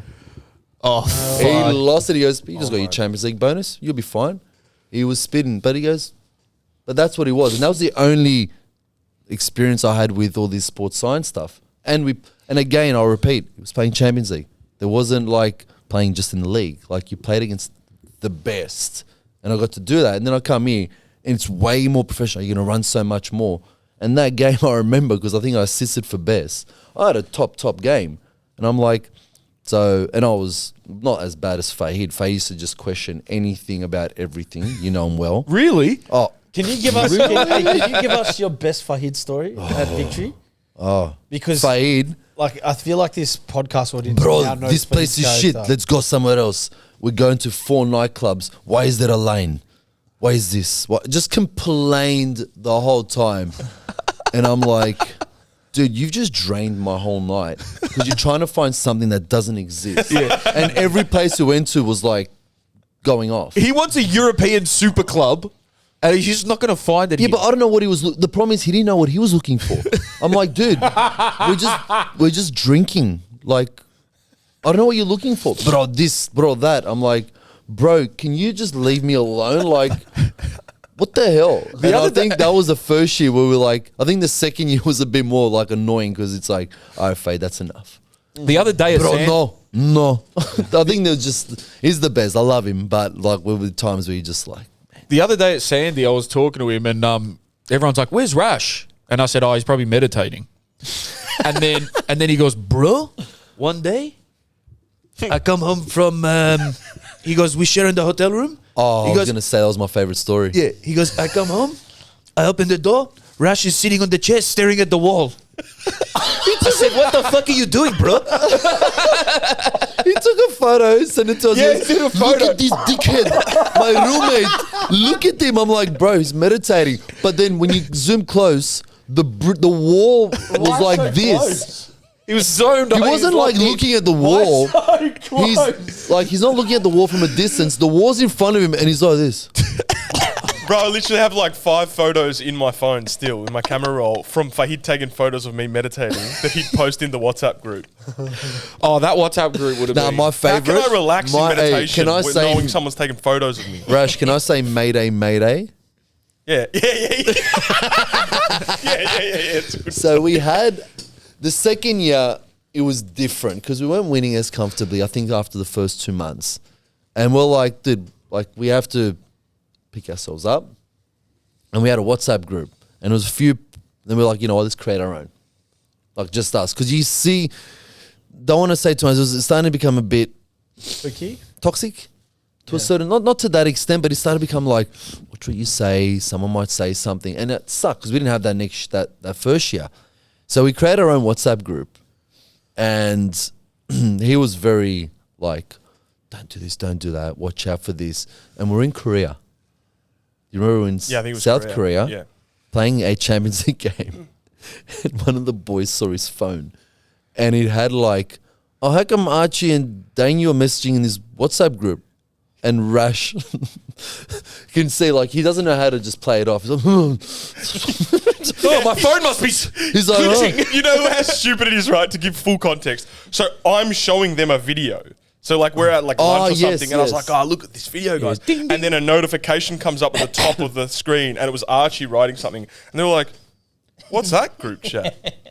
Oh shit! How come we're not in that group chat?" Yeah. Who are you showing the video to? Like I'm looking at this guy, I'm like, Nice, Jake. Oh, Jake, no. get it out I of think him. it was Brox. I think it was Brox. Lee Brox. It was one of the boys. I'm not Yeah, sure yeah, who it was. It was, yeah, but whoever it was. So It who's in didn't the group matter. chat? You, Archie. It's not many of us. It's the It ones was that we about like 4 or go out 5 of together, us, but pretty it was much. because like we will always hang out. But like, Yeah. who gives a fuck if you had your own group chat? Yeah, I know, but it was one of those ones, right? And it was someone saw it, and he goes, "Oh, what's that?" And Rash is like, and then like you just see his sweat come down his forehead. I'm like, Rash, honestly, bro, just say, "Oh, it's just," he just like just say something. Yeah. Bro, we leave lunch, and he's like, "Danny, Mayday, Mayday, we gotta cancel this group. He's deleting content." So I made another one. So I go, man. Rash, okay, we'll just delete that. So on the next one, I just named it Mayday, Mayday. We still have it till today.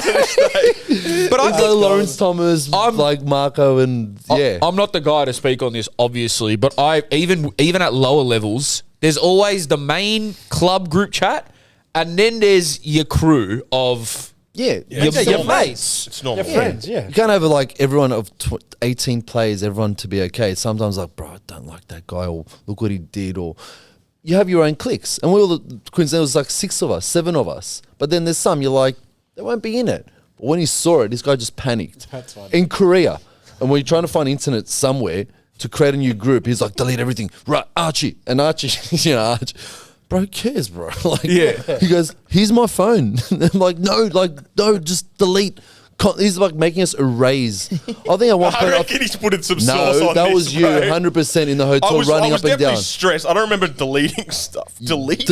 Like, What what do if we he have in finds there? out? What if I this was gonna player finds say. out? I'm like, Rash, bro, What's who this cares? You're thing on allowed to my have dick? it. Yeah, you're allowed to, yeah. You're allowed to, but he's like running up. Anyway, and then there was another story as well. Remember Dino, Yeah. the goalkeeper coach? Yeah. Rakovic. And Anthony Saw him the other Correa. day. Anastasiadis. Anastasiadis, Oh, yeah. right? Sorry, I thought And- Yeah, his brother. I felt Anthony Correa is a shorter bloke, right? And we're in, might have been Japan, Korea. I'm not too sure, Asian Champions League. And you know when like in a hotel room, like there's like the sun will glare through. And I get out of the room, I look to the right, and I can just see like a shadow because of the sun. And it was like a tall guy, looked like Arnold Schwarzenegger, and a small guy looking like Danny DeVito. I go, Twins. Oh, twins! Yeah. And then when I blinked, it was Anth. And Anth just went, what'd you say? Oh. Bro, I locked the door. He's conditioning coach, banging, open up. I'm gonna effing, like, you know, he got, you know how he got. And I go, bro, he's going to kill me. Right? I get to lunch and he goes, funny, huh? And I went, sorry, Anth. He goes, funny. But to put into context, a month before, I broke his collarbone and his shoulder because he was trying to act like Pidalite training in a Sheva. Remember we did that? I don't remember that. You don't remember that? So a month Funny before, how? he was Joker. And like he's always like losing the ball when he's on our team. But when he's on the other team was Del Pierre. If Del Pierre didn't like it, run. Like this bloke, you'll end up at the MCG. Like jump from Gosh's paddock over. Like he was smasher because he didn't have the ball if you lost the ball wrong. That was training, right? Anth was on his side. But he's the Joker. And I'm on the other side. I go, Anth, stop losing the ball. And he's like, I go, I'll give you Gets the ball next. I sweep him. And we just kept going. The next day, I see purple up here. Bro, it's swollen. Like he decided he didn't want to do operation for 4 or 5 months. I think even 2 years, to be honest. He still couldn't like drive with his left hand. Oh my God. Because I go, don't try to act like Piddle at training, man. You lose the ball. Stop losing it for us. In the twin situation, who was standing next to him?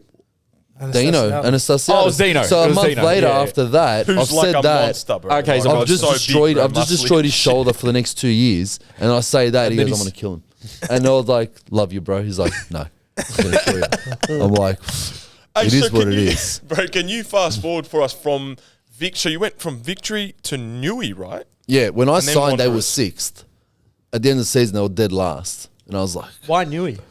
Payday? just they gave me a good offer. Yeah. I went to Muskie, respectfully, and I went, Newcastle have offered me this. He goes, I can't give you an answer at the end of the season. And I said, every year when I was overseas, I was unemployed. So I was waiting for the next. Oh, I never transferred. So I was like, I don't want that anymore. So even when we finished the first year, we were at Vegas, and like even Kenny Lowe called me, like people like come because we won the league. I'm drunk. I didn't. That's another funny story. Vegas. I didn't realize Kenny Lowe called me. Like someone from Perth wants to sign me. Like, far out. Where's Perth? Where's And I Perth? picked up the phone and I was like, "Hey," he goes, "Hey mate, it's Kenny." Like, we had a great relationship. Come to Perth will give you a good deal. I'm like, "Oh, where are you guys?" Like, I'm in Vegas. It's 5 a.m. I'm just getting another bottle. And I hang up, I go, Rash, I think Perth want me.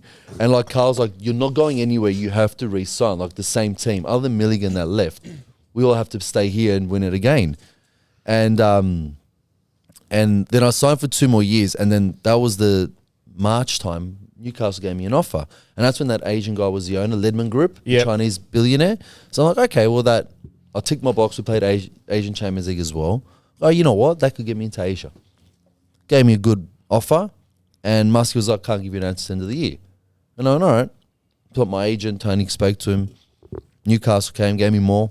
I'm like, all right, well, I'm sorry, but I told you, I don't want to wait till the end of the year. I want to know what's happening because I'm engaged now. I'm getting married in Melbourne next year, at least so we know.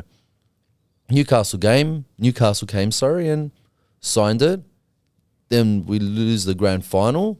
I get man of the match. Then the next, and then 2 days after we have a meeting with Muskie and he goes, you should still be here. And I went, well, far out. Gave you the option 3 months ago. I would love to stay here, like getting married in Melbourne next year. Why don't you just put something on the table? But there was no negotiating. You should have put in your contract. If the coach got sacked. If he gets sacked, I go, well, are you going to match their pay? Or like there was no negotiation. I go, look, man, it's done. It's done. Like I got best player. I didn't care about that, obviously, before we spoke. But it was like we could have sat down and negotiated. I was like, I'm not waiting to the end of the year anymore. So then Newcastle was good the first year. How would you summarise Newcastle? Newcastle was fun. Like it's very coasty, but we had Ernie Merrick. Oh, he's the funny. If you guys all, Ernie Merrick's just dry, funny as hell. Like we used to, you'll love this one. We used to do like video analysis for 40 minutes. 30 of those minutes was analysing Tottenham Hotspur. What? What, every week? Every Monday, bro. What? He loved Eric Dyer. Loved Eric it. Dyer. Eric Dyer goes, players, look He at just him. had one We used to watch obsession Premier League on highlights on Tottenham. Monday coming in after the game. Shout out Monday Ernie. morning show. Shout out Ernie's the best. And you know what the funny thing is? I don't think you're going to love it. Think of this, bro. If you don't know what to do as a coach, just get some Premier League highlights on and just go, man, look at this. No, we used Look, to analyse Tottenham that properly. is Like, fucking not coaching, bro. Who was with you at Just Newcastle? analyse All right, Tottenham. listen to the Also, group. where were they finishing? Glenn Moss. No, they finished dead last the year before. When I came, Ernie got the gig. Topper Stanley came. Bogard. Ugarkovic, Kantorovsky, Petrados, Naburt, Roy Donovan. Strong team, like Glenn Moss, solid. so Wait, this was goalkeeper. all This was bought Newcastle the next Jets. year? Or, sorry, there Yes, was a the new next team. year I think 4 of us came. So Oh, it's okay, similar to like okay, Victory, like a few. Topper came from Saudi. Yeah. That's a solid- Mossy came. It was a solid team, Solid right? team. You can laugh, but this is how, like, he makes it look so simple. He said, I need at least 3 plays in the red zone when the ball's in. That was all year. That's it. That was his coaching philosophy. What does he mean by red zone? The red zone's in the 18-yard box. So like 3 players got to get in the So box if for a the- cross. If Dimmy's got the ball, Nabur in, Roy Donovan in there, and 1 more midfielder while the other one sits. The back, he goes, Daniel, Bogues, Topper. The other one was Vujicic. He goes, you guys control the back. Mossy, you control. You guys sort it out. So it's simple. Very, very simple. Was We that finished effective? second. Yeah. We finished second. It's effective sometimes. Wait, you were in the And- grand final? We lost because of VAR. Yeah, that's right. That's Remember right. that? I remember Versus this, bro. Victory at I home. watched this. I remember Oh, watching this yeah. game. Lost in victory. Yeah. No, we yeah. lost at Newcastle. It was massive. And I remember it was like in the first 7th minute or something, Costa scored. Yeah. And we were flying. Like we concede, oh, we're gonna score. Like that's how it was. It was just a great vibe. Like it gelled like victory the first year. Like it was great. And we're looking up at Fox Sports, because Fox Sports was at the time, and VAR was the first year. Jared Gillett was the. Yep. I think you were saying Gillett last week. No, it wasn't me. Was it you? I say no. I don't. Jared. Say, No, it was Ellie. It was Ali. Yeah, It was Ali. Yeah. Ellie, he yes, kept yeah. saying it. I was like, Gillett. surely someone's gonna correct him. Yeah, and like, yeah. Mac 3 Gillette. or Yeah, something. yeah. But yeah, we look up on the screen and it paused, and we're like, that's offside. There's 3 players off. Donahue headed the ball back. Fuck, I remember It looks this. like 3 players are offside. Maybe but like, what, boys, don't worry about it. Let's keep going. They lost coverage for that 1 minute. And they said the screens were off. I remember this. But this is the thing, and I spoke to Simon Hill, and then they go, dude, all I had to do was look up, and you can see it. Yeah, so but wait. protocols showed that you can't. Wait, But so when they look, so they score. they were on the screen. They were on the he stadium. goes to VAR. They go to VAR. Goes to VAR. Goes over and looks. He realizes when No, he he gets didn't to go over to look. Oh, okay. So the people upstairs, which were at the stadium, were in the middle of the stadium where their box is. Computers are and all that. Simon Hill was like, we're in the next box. Because they can see us because of the screen. They can just knock and say, guys, can we just take a look? Or just look up there. It's on 2 big, massive But screens. it goes against. Whatever it is. And he Protocol. goes, goal. And we're like, all right, maybe they saw something we didn't see.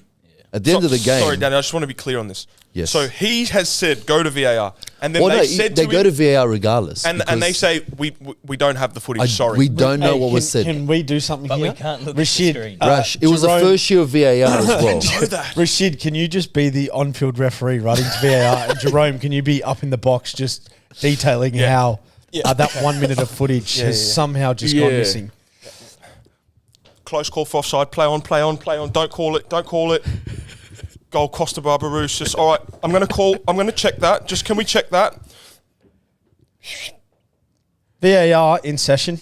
Yeah, look, mate, Should you see? I'm going to be honest with you. We actually don't have the footage of the last minute of play, so I don't know what the fuck's going on, to be honest. Goal! That was when it was so long, 3 minutes you're waiting, and we're just like, dude, let's just call a goal and let's keep playing because we're gonna get the momentum. Like we knew we were gonna score. Well, we thought we were going to score, and it was like, yeah, just Jared, just hurry up, call it a goal. Like that's how we were. Like let's Right. not waste time because we're getting cold. Keep going, mate. Lawrence Thomas had an absolute blinder. Yeah. Roy kicked him in the head at the end, got 10 weeks. But yeah, it was just one of those. And then when we found out after, Oh, that was the Roy kicking him 10 weeks game. Yeah. it just sucked for the fans, for the Newcastle fans, because they were so good. Yeah. And like it was the first time I ever played in Newcastle. So you want to be part of that, their history. But I was getting married that off season, so I was like, okay, football's done. Sucked. We had our Mad Monday the next day as well, and you can imagine like how bad and I remember Ronnie Vargas was there. Remember Vargas, the Venezuelan international? Yeah. And he was my Ronnie very Vargas, close yeah, friend. Yeah. Yeah. And Wow. Yeah. yeah, he broke his leg that year as well. So, and we put up a post, and now I'm smashed the next day, and they all thought like we got like my wife or my fiance to write it or someone smart to write it. It was just he and I writing our whole point of it, and it was actually very like I can't remember exactly. It's probably in social media somewhere. I remember because it was so much. We're getting so many phone calls that day, so many things, and people wanted to know, especially the media wanted to know what our views were. We're like, dude, we can't just blame the fact that we conceded in the 7th minute. We couldn't score for the Yeah, next that's 90. true, yeah. But it actually changed the whole perspective because then you had Cavalieri who knew how to shut a game down. Victory parked the bus. They went on counter all the time. I think that Leroy George was there as well. Oh my They had a God. good team, but we didn't care. We were like, we'll smash it. Like Sydney FC were flying. Yeah. They never beat us that whole year. I think Victory's finished 6th that year. They finished No, then- 4th, and it was the lowest, or 4th or 5th. And they only started doing well because I spoke to Donks. He goes, when Muskie re-signed, we're like, dude, we got to play or he can get rid of us. And that's when they went on an absolute streak and won the final. But on our end, it was like, let's put something for the fans, for people to know outside of the story, and you can take it as is. It was like a nice big thing. And I remember sending it, and I'm like, I should have reread it. So you wrote this while you I were wrote drunk? this while we were smashed the next day.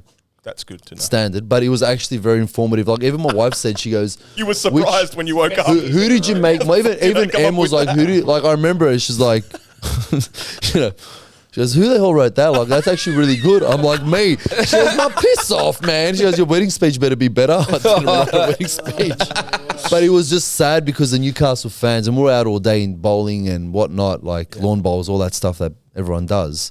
I just cared there was alcohol there, and it was like. It was really sad. So that the 1 minute you copped, the 1 minute of footage lost that whole season was when you copped a goal in a grand final. That probably would have led to an offside.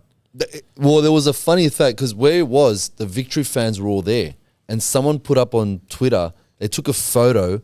The lino here, perfect. Lino's here. Yeah. This guy's behind taking a photo. You three are offside. That's how far offside it was. Yeah, the I line was remember. here. They were there. I remember. And it was like, fucked. how did he not see that? Like even the Victory fans, like, how lucky are we that this lino is blind? Wow. Like it was something along those lines. That's a It was shit like way to lose, It was a bro. shit way, but again, we say we had 85 minutes to score. We didn't. Loza Yeah. had an absolute blinder of a game. So how And that does was Newcastle. So then Wanderers. Yeah. Why'd you leave Newcastle though? They only offered me one more year. I think I was Right. 31. No, I got married at 30. There was 31, and I think Griffith was a general manager. Yep. Griffith? Like the old player. The old player, Yeah, yeah. yeah. Joel. Griffiths. Joel Griffiths, Yeah. right? And he's like, we're only giving you one more year. And I was like, I want two. Like, why 1 year? Anyway, then Wanderers called my agent, gave me 2 years, what I wanted. Said, Is we this always- where you did you guys Nah, No, we didn't cross over. he No, was I there. was there a year before. When I was negotiating, you were there, Yeah. and then you had gone to Korea. Juki just arrived there. Yeah, yeah. That's when like that came to the table, and I was like, all right. And again, they gave me what I wanted because I didn't wait to the end of the year. It was like March again. like if you could summarize your time there, Newcastle, I mean Wanderers, like got another bottle of water over here. I'm pissing it as well. Coach. Marcus In it as Babel. well, he said. Marcus Babel. Yeah, I'm gonna do Marcus Babel- There's a lot of sports science I'm gonna do going a on. dumb Was and dumber. Marcus Babel Just your peeing the coach? bottle. Yeah, he was, yeah. Marcus Babel was there, and I was like, dude, this guy's a Liverpool. Like, he's a Bayern Munich. He was part of the Bayern Munich Hollywood team. Like, that's what football was. Like, even now, Zelko Kalic is our goalkeeper coach. Like, I idolize the bloke because he was at AC Milan, which is one of my clubs. When we speak, like, I'm looking at a god in my eyes because no one else has done that. And that's me as a footballer, what I've accomplished. That's what annoys me in people that aren't even half of there or even close. Not me, this bloke. Mate, I'll be bowing down to him, but Australia's, obviously you guys have spoken about the culture and all that stuff. Don't look at it like that. So then Marcus Babel was there, but I went there because JP was the assistant coach. Yeah, yeah. And he was our assistant at Victory. So I went, I'm going to fit in. Like he pushed it as well. And that's when Wanderers, when Bank West, now CommBank started, they went over to the new facility. He was bringing new players. Juki was there. Kwame. I think Elrich was there. Tariq, yeah. Tariq was there. But they were building, right? And Keanu when- Bacchus. yeah, he was starting there. He was young. It was his second or third year. Yep. But then, like, you got Babel, and you know who he's bringing is going to be good foreigners. Money's invested, the owner. And then, no, it started off great. I think the first 5 games, we won the derby. I was doing a lot of funny, dumb social posts. That's right. You were doing the Friends stuff through the preseason. I remember that. Yes, we did the. I had did good the. social media It turned posts into me speaking like Borat when I was introducing introducing the training facility. This is field. This is change. Bro, room, that was yeah. unique, But man. that was That was good. they were like, let's do like the initial thought process was like you know when they go into the houses, not Pimp My Ride, the other one that was on Yeah, MTV. MTV Cribs. Cribs. Yeah. This is our crib. I'm like, this is trophy. There was one trophy in there, obviously, but it was just like, this is like, it just turned into that. I was like, let's just, and- that was supposed to be edited. That was just like me talking crap and me actually doing the right one. They decided to go on this one because why not have a laugh at it? And I was like, all right. That probably led to the media stuff that you did after I was football, just right? gonna say. Because Potentially, that was but the first time I'd seen you do stuff like that. Well, I did a few things with Victory with, you know, we made phone calls to like members. There was a few things like that's how I was. And I go, well, let's just utilize it. Then we did the same thing, MTV Cribs for the stadium at Bank West. Go and watch it. Then during COVID, we did. I had an idea. I was like, you know what? People, it's sad. Like COVID sucks. Like whatever. Let's have a laugh. So I put I had a garden bed and I put a banana in there, a cucumber, pretending I'm watering it. I got the idea from The Office. You know, he's Dumb and Stupid, the American one. But let's just do that. Let's just bring some joy. It's COVID. Like it sucks. So I did a few of those dumb things. But the season started off well. I think the first 7 games were good, or 5 games. Then we went on a 7-game losing streak, and that was when I walked off the field versus Adelaide, because we had the ref versus Melbourne City. I forget his name, and we lost points because of his bad decisions, and it was VAR as well. So you're like, dude, this sucks. And I said, mate, we're in a bad pickle. Coach is tops, because he just he's that old school. He's like, just smell it. If you feel it, just smell it. I used to play fullback. I used to play 3-5-2. I go, do you want me to be? He goes, if you sense, just do it. But I used to collect balls while we're doing training. JP was doing this training session. He was just a dude, but he wouldn't speak much, right? He was a dude. And I was like, oh, it works for me. And I go, look, do you want me in the back post? Because we're playing a 3-5-2 as a wing back. He goes, just sense it, just smell it. But at the same time, when there's a cross going through, you got to be on the back post. But if we're defending, you got to be on that back post. I'm like, dude, I'm not a marathon runner, bro. Far out. I feel like I need to be in 2 places at once, bro. It worked at the start, but I then can't feel slowly it, bro. injuries and whatnot. And the first year, and then he got, I've got no sense of smell, man.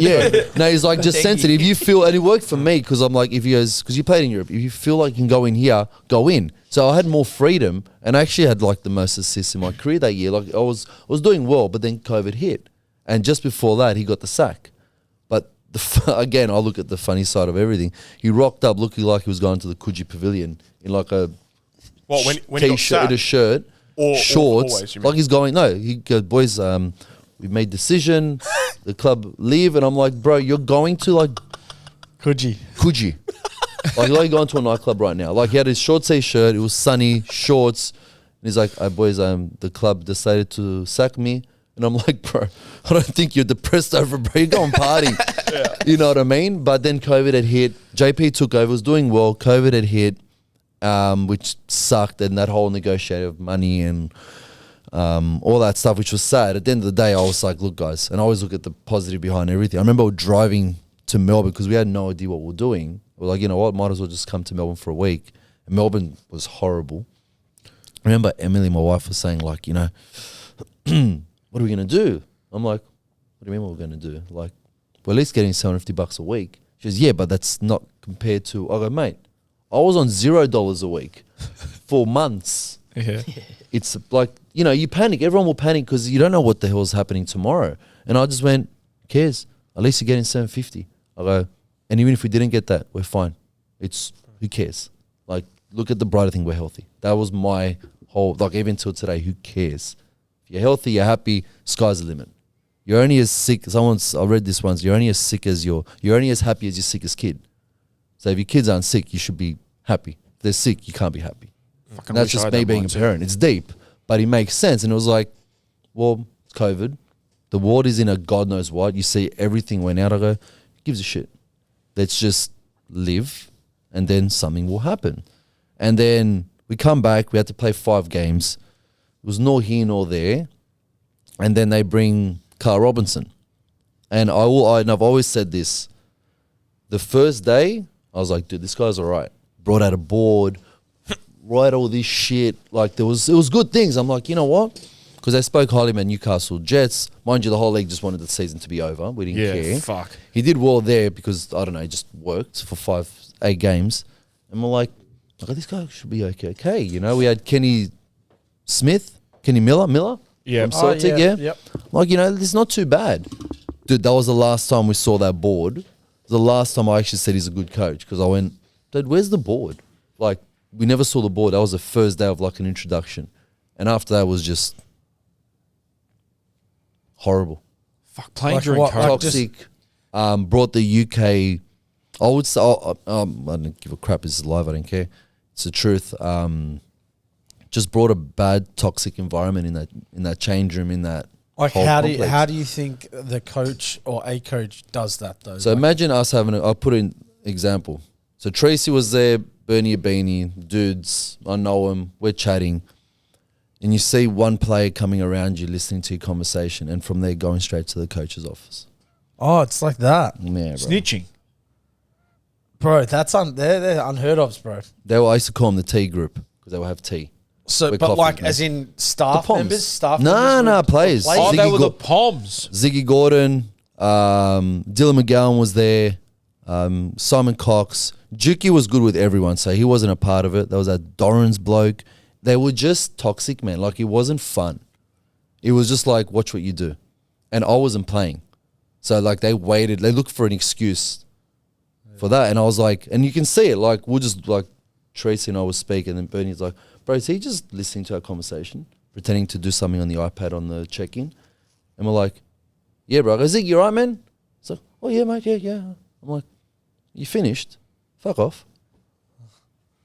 Hold And on. you Let me, just see him go straight into the coach's let me get stadium, this- and the coach will come and say, if you have something, speak to me. I'm like, what am I going to speak to you when you got your puppets over there, man?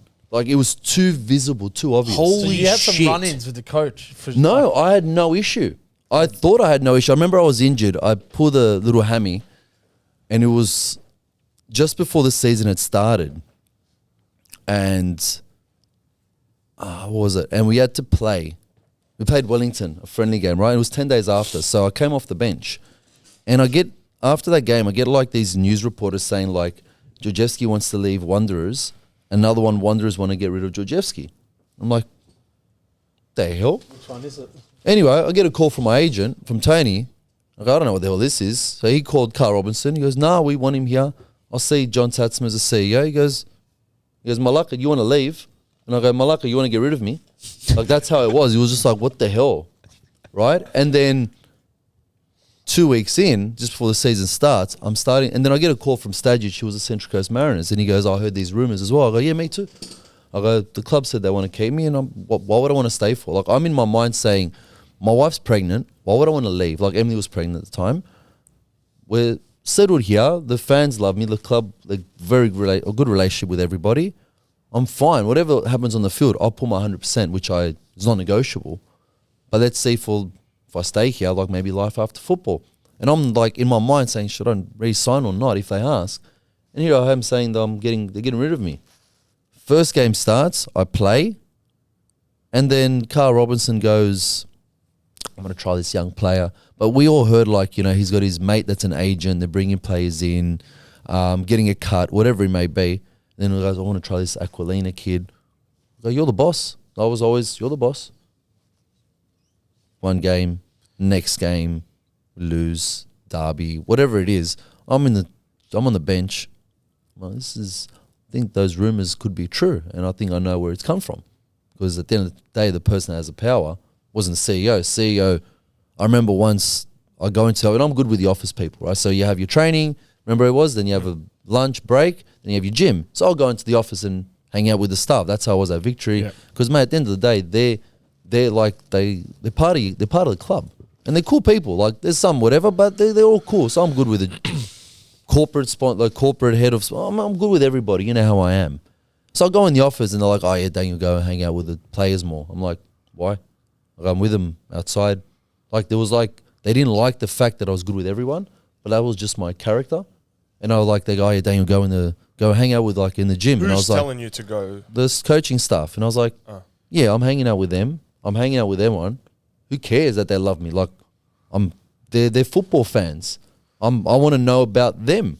And like at the end of the day, you work for a football club. That's so You want them. strange, bro. And he because started becoming like that. I would almost promote the other way. I'd be like, players, like go talk to this staff. Most Go do. like pay attention to them. And I was like, Sounds this like is they had a very. vendetta for you or some shit. Well, they hated the fact that I was just didn't give a shit. So, and mind you, I'd never caused issues. And this is what very sad. I remember John Satsmas comes and he goes, Malaka, come into my office. And I'm like, yeah, no worries. And he sat down and he goes, you don't seem happy. I haven't sworn much on the podcast. You probably go expect for me it. to small. And I go, I fucking hate your club, man. And just was straight. And he goes, it's very toxic, man. I go, when the boom gate opens, put a fake smile. When the boom gate leaves, I go to reality. I go, because in my life, football was an escape from reality. Outside is hard. Football was fun. Football you can control. It's what you want to do. Outside was hard. Outside was good. I was married. My wife's pregnant. Everything's going well. The field is my problem. But what have I done? And I'm trying to find an answer. But who do I speak to? The guy that's causing me a problem. And I go, okay, if we're winning, not a problem. Dude, we're losing. Shit. I go, but John, I will never cause issues here. I'll do my work. I'll do my gym. I'll do extras. When they will go on a away trip, I'll go into a park somewhere with grass. I'll record. I'll have like on, your watch is sent through the conditioning coach. I'm doing everything right to not give him an excuse not to play me. But he's not playing me. Because in football, that's what they try to do. I was taught that overseas. They're trying to find an excuse. Like in Steaua Bucharest, I didn't get paid for 5 months after Champions League. They didn't play me. I was the 19th man. I used to come every day, smile on my face. Because there's worse things out there, I would say. They go, this guy's retarded. He's coming in happy when we're screwing him. Yeah, no, they used to go, you're not right. I'm like, no, man, I'm all good. They go, you're the 19th man. You have to be in the... Almost like they want you to be pissed off. They want you to... I think you guys tipped on it last week as well when it was about... they try to force you out. Yeah. I got tried. Everyone got an envelope every 2 months. I never got one in Romania for the last 5 months. Then I had to sign a document saying that they have no debt to me.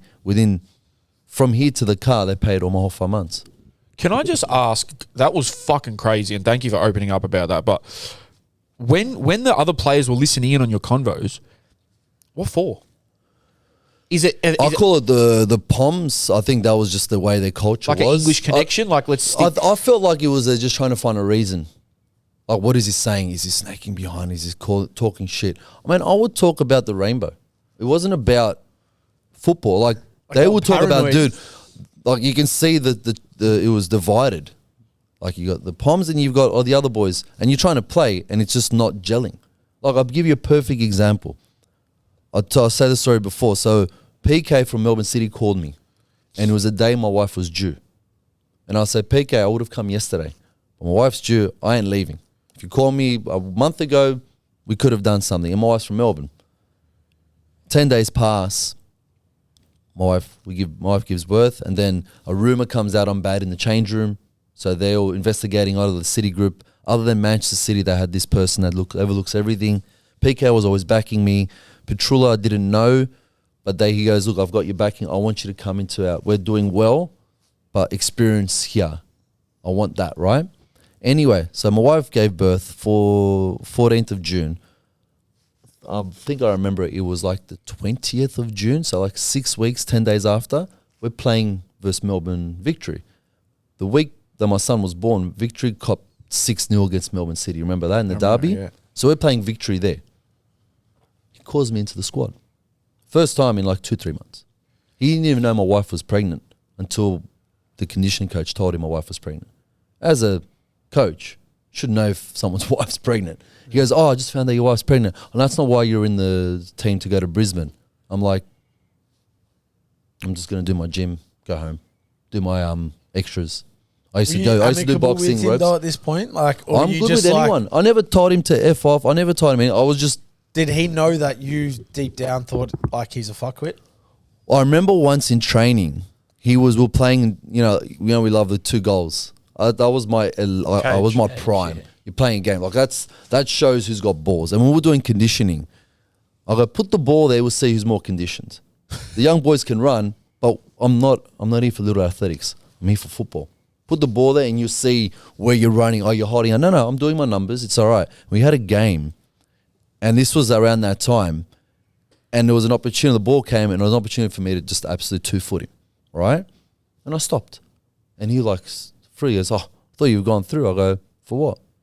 Well, he was joining in on the game. He was joining in on the game, yeah, right? okay, yeah. It was the ball pops out. Yeah, yeah. And you're like, it's a 50-50. Yeah. But I just stopped, and he goes, I thought you were going to go through. I went, for what? What's the point? To show you that I can knock you out. Here's a reason for you not playing me because I've smashed you at training. I go, what pride is in that? Smashing your coach. I've got respect for my coaches, even if I don't like you. I remember this period, bro. There was stuff We spoke. in public, and we spoke at that time. I remember this period. Yeah, it was just strange because it's like you're not getting an answer, but I always say actions speak louder than the words, and the action is I'm in the grandstand. If we're winning, I'm training. I was hitting numbers of 7K, which I'd never run that much at training. I would run more. And this is at 33. Run more than I did when I was 20.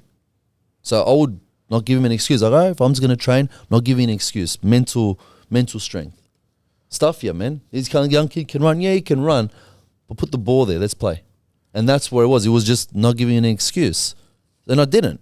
And then all this was happening. It's like, all right, what killed me the most was they were playing in Brisbane and Emily goes, you should be playing. And she teared up because she was pregnant, you know.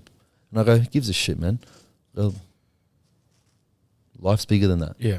And that's where my mind started going, you know what, this sucked. But what killed me, what really annoyed me was the rumours coming out that I was a bad egg in the change room, which, Yeah, and that's what right, annoyed me a lot. Like, you can call me a prick. I remember when I went to Newcastle Jets, Dimmy Petrals goes, bro, you're not that much of a dickhead, aren't you? And I went, he goes, bro, because when we played, he was at Brisbane, he goes, I wanted to like 2-foot you all the time. I go, yeah, because I'm a grub for 3 points. But now we're in the same team because that's how it was overseas. I was going to 3 mention points. that. Where was the narrative coming from though that you're a bad Well, egg? think about it. Who's not playing me and saying I'm a bad egg But in the change so room? you think that guy's that fucking twisted to just start sparking? Well, they did, but you know what? I don't blame him. This is where I look at even deeper. Everyone knows me in the league. Call. Ernie Merrick, Petrullo called Ernie Merrick, and I saw Ernie, he goes, yeah, if he gets out of line, you smack him in the head, and he's fine, he's a good boy. I had him for 2 years. So why wouldn't you believe someone had me for 2 years and some bloke that just came that's fucking said he's an amazing coach, but you're losing every week, and he's talking tactics, never taking ownership. The team was divided. You had Bernie, Troisi, Kamau, Juki as well, and it's like one team's here, one team's there. You're nothing's in sync. You can see it on the field. And I'm like, Tatey Russell, young boy, teach him something. I'm teaching him, and I'm not playing. You know, I go, okay, that's my role. But tell me. That's why I love Jose Mourinho, because everyone that said, he would tell you to your face, even if you don't like it. And that's Pandev and Eastern. He goes, you might call him the biggest arsehole in the world, but at least he told you to your face. I think that Dele Alli at Tottenham, when he said, my boy, you need to train better or the world will pass you by. In the next 2 years, where was he? You said it to his face. Yeah. Just say it to my face. Like, just say, I don't like you. That's fine. Let me go because Stajic said, oh, he wants me. I'll rather go Central Coast. We can stay here. I can drive every day. But let me go if you don't want me. That's fine. I don't care. I'm not everyone's cup of tea like anybody else. But just don't let me go through that. And I felt I was stuck for 4 months. And I was like, fuck that, man. It's not a good feeling at the end of your career. Yeah. And then going into COVID, I then went to Melbourne City. And then like even Galloway and Jamison was scoring goals. I was loving it. I'm like, well done, man. Like, oh, you won a trophy. I didn't win shit. I've only been here for 6 weeks. They've won it. I've just come under PK, who's gave me an opportunity just to get out of Wanderers. I said, I go, oh, don't even pay me. They go, we have to negotiate because Atkinson with injury play. I go, I don't want to get paid. I just don't want to be here. So you had a good time there overall at Melbourne City. Considering how much victory, when I was at Victory and City, the whole, Yeah. and like me swearing at the fans when, you know, Derby and whatnot, they were very good, man. I think they did clean up. PK cleaned up that whole aura of egos. Yeah. And just everyone was very like level-headed, same goal, same mentality. It was great to be part of it for that 6 weeks. And then when PK came up to me, he goes, oh, your contract's finished because Atkinson's ready to play. He goes, can you still train? I go, for you 100%. And I trained with them all the way to the final. I said, what else am I going to do? But it was great because it was a football environment. And I said, I'll do it for free. And I did do it. It wasn't for money. It was just I wanted to be a part of that. That's awesome. Football part, man. And they were great. That's why I can't, even when I was at the final now for the, when I had to hand their medals out, who you go for? I go, I'm a Victory boy, 3 years. But I won't forget what City did to me and my family. Like, it was great. Like, they were beautiful for those 2-3 months. But I just Even think though they that's, renegotiate, it was more like you made me enjoy football again. that's such a good lesson because for younger footballers out there listening, it's very easy for everyone to give 110% when everything's going well. But you did the exact same thing at Wanderers that you were doing it at City. You were training. You weren't playing. You were training. You were still putting in 100%. I wasn't Putting a on a problem. smile. That's what annoyed me. I'm never Yeah. a problem. Like, I despise people, especially in football, that are just snakes. That are just like, I want I want that ball to go 50. I just want to break your leg just to say you can't be a problem in a change room. You got to be good. There's egos. I get it. But we're here for this right cause. It's about respect. It's about respect. Respect the game. Yeah, respect. And now I'm in the academy ward. I got to respect the game. I go, what you don't understand, you have to respect the game. Respect the change room. I don't have to like you. But our common goal is to win. Why? Because you get more money, you can get sold, you get to experience a whole different thing. You don't know what football will do. Like, I didn't even think I was going to be a professional football player, and look where I went. I was like watching Super Saturday Rugby League. And wrestling. So And wrestling. did you finish up at City? Then I finished at City, and then COVID had hit, and mate, it was the best. My son born, mate, the best. Like they say, being a father, it was just surreal. And I go, you know what, I'll go for a run. After the second time, I'm like, dude, I didn't want to do it. And then But you played NPL, didn't you, for a period? Oh, this Sydney one. So then a month and a half later, I get a call from Channel 10 from a producer. I was speaking to Simon Hill. He goes, get into it because Paramount Plus taken over. It's a great time to be there. That was then. Don't talk about now. That was then. And then the same time, I was a TD at technical director at Interlions in Concord when I was living in that area. And then he goes, man, let's do this academy together. I've already got it, but let's build something together. In a space of a week, he made my decision because I went, why not? So next 20, 30 years, let's give it a crack. Whatever happens, happens. A week later, I get a Zoom chat with Central Coast Mariners, Montgomery and Ken Shemry. They wanted to sign me. And this is another funny story. Ken Shemry, you know I told you I got cut at Blacktown City at 13? He was a TD then. Wow, full circle. Full circle. 20 years later, 2 times he knocked me back from my agent. And I said, when we played, Central Coast weren't good. I go, dude, if I'm going to go anywhere and retire for money, I'll go to Central Coast Mariners because they sucked. That was the dead honest truth. Remember how bad they were back then? It's like, dude, honestly. Okay, if I'm getting knocked back by Central Coast Mariners, Time to hang it up. dude, throw those boots in the bin if that's the case. And then that's what happened. And it was very annoying. And I was like, I've gone the whole career instead of being like, make a decision or whatever it is. It didn't happen. I went, you know what? Forget it. And I started looking at this stuff. How to run a business, how to do all this stuff. I go, you know what? I'll find love elsewhere because the Wanderers was still very annoying. Not the club. I won't say the club because it wasn't the club's fault. Like I was great with everybody, CEO, with the staff, the media, everyone. Just one dickhead. Yeah. And he got the sack 7 rounds in anyway. So I go, well, goes to show you lost good people from Western Sydney or whatnot. And then we had a Zoom chat and I just had the jab. So, you know, you're a bit dazed. Yep. So I went on the Zoom and I go, just so you know, I'm not smashed. I'm not drinking. I just got the jab and I look like I'm a bit, how you going? And then Ken Shemry was running the football department there. And I go, the only disappointing thing is that you believe the rumor that I'm a bad egg, Kenny. You've known my family for 20 years, brother. I go, that's what kills me.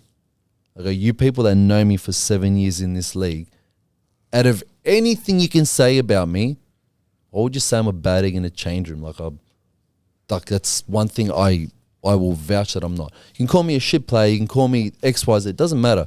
But the change in the environment is what football's all about. Right, so let me get this straight. Mariners Believed believed the rumours. Most league- and then most you of the said, why clubs- the fuck would you believe that about me? That's what's disappointing. But I go, Okay. you know what? Water under a bridge. Let's talk. I'm not playing football anymore. I don't want to. And Montgomery chatted. We had a good thing. They gave me the offer. My M started looking at moving over there. I go, mate, couldn't care less. I go, thank you for the offer. But if you want to guarantee me winning the league, I still don't want to play. Yeah. I go, it means nothing to me now. Like my son's born. Like that's my future. It's my life. I don't want to go into a change and get your mindset ready for it. And I was 33. So 3 years before, I was getting hamstring injuries. I've prepared my body to play to 35, 36. I was very concentrated on it because I know when you hit 30, it's different. So I'm fit. It had nothing to do with any of that. It just had to do about something stupid. I went, that's a legacy you're going to leave because of one wanker? And that's what was sad. Not because of him. That's his own way. He got the sacking, whatever it is. It's because they believed it. And that's what really annoyed me. I was like, okay. Like you're better than that. Oh, you know what? Yeah. You guys are irrelevant in my life anyway because at the end of the day, football is football. You move on. And that's why when I decided to retire, I didn't even announce it until I moved from Melbourne. I was in Melbourne at that time. Moved to Sydney, and I had to announce it because we opened up the academy. So I was like, I've got to announce it. And I was like, I don't really want to. I don't really care what people think. I don't give a shit. Call me whatever. People call me a dickhead on the street. I go, yeah, man, beautiful. I don't care because it's not going to put food on my table. It's not going to see. It doesn't matter. You got your own opinion. You can say whatever you like. At the end of the day, I'm me. I've done what I've done, and I'm moving forward. My style of media is different to everybody else.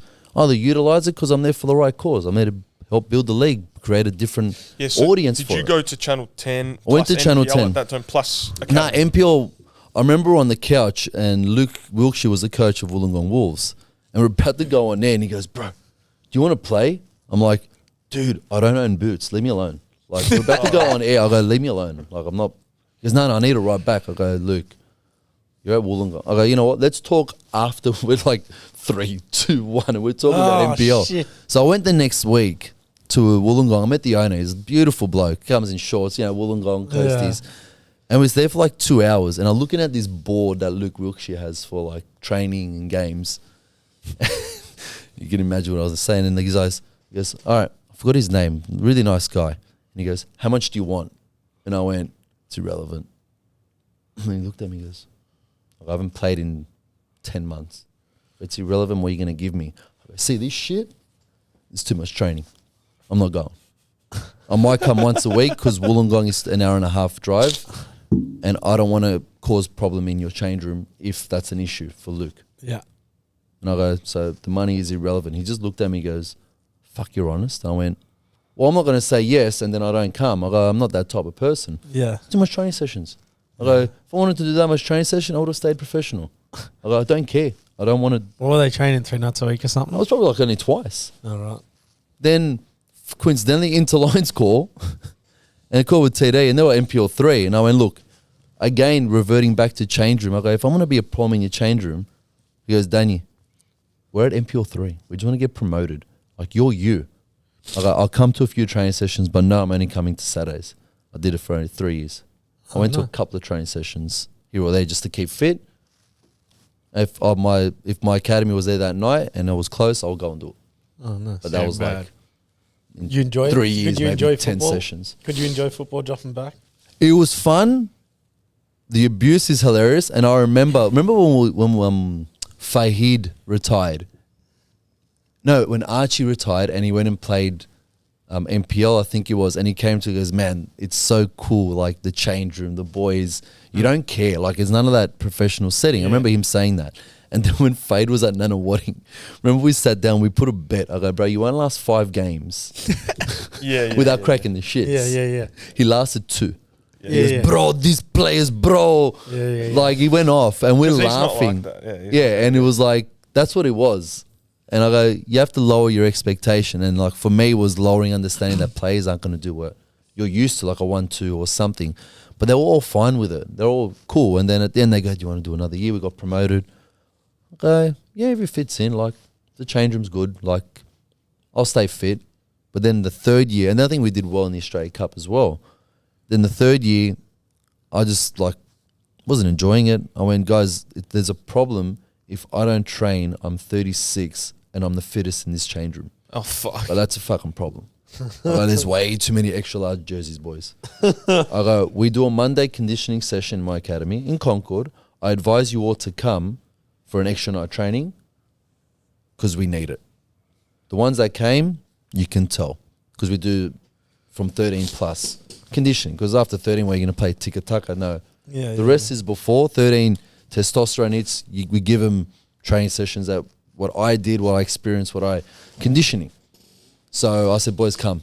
Most didn't come. The ones that did come, they started getting better. But I said, "No, man, wasn't as enjoyable." And I said, "Dude, I want Saturday night off." Yeah. We have a second child, my daughter, 2.5 years. So it's like, man, I just want to stay at home on a Saturday. Yeah. In winter, it's too cold. Yeah. Can you I know tell you us- were talking about last week about the Bro.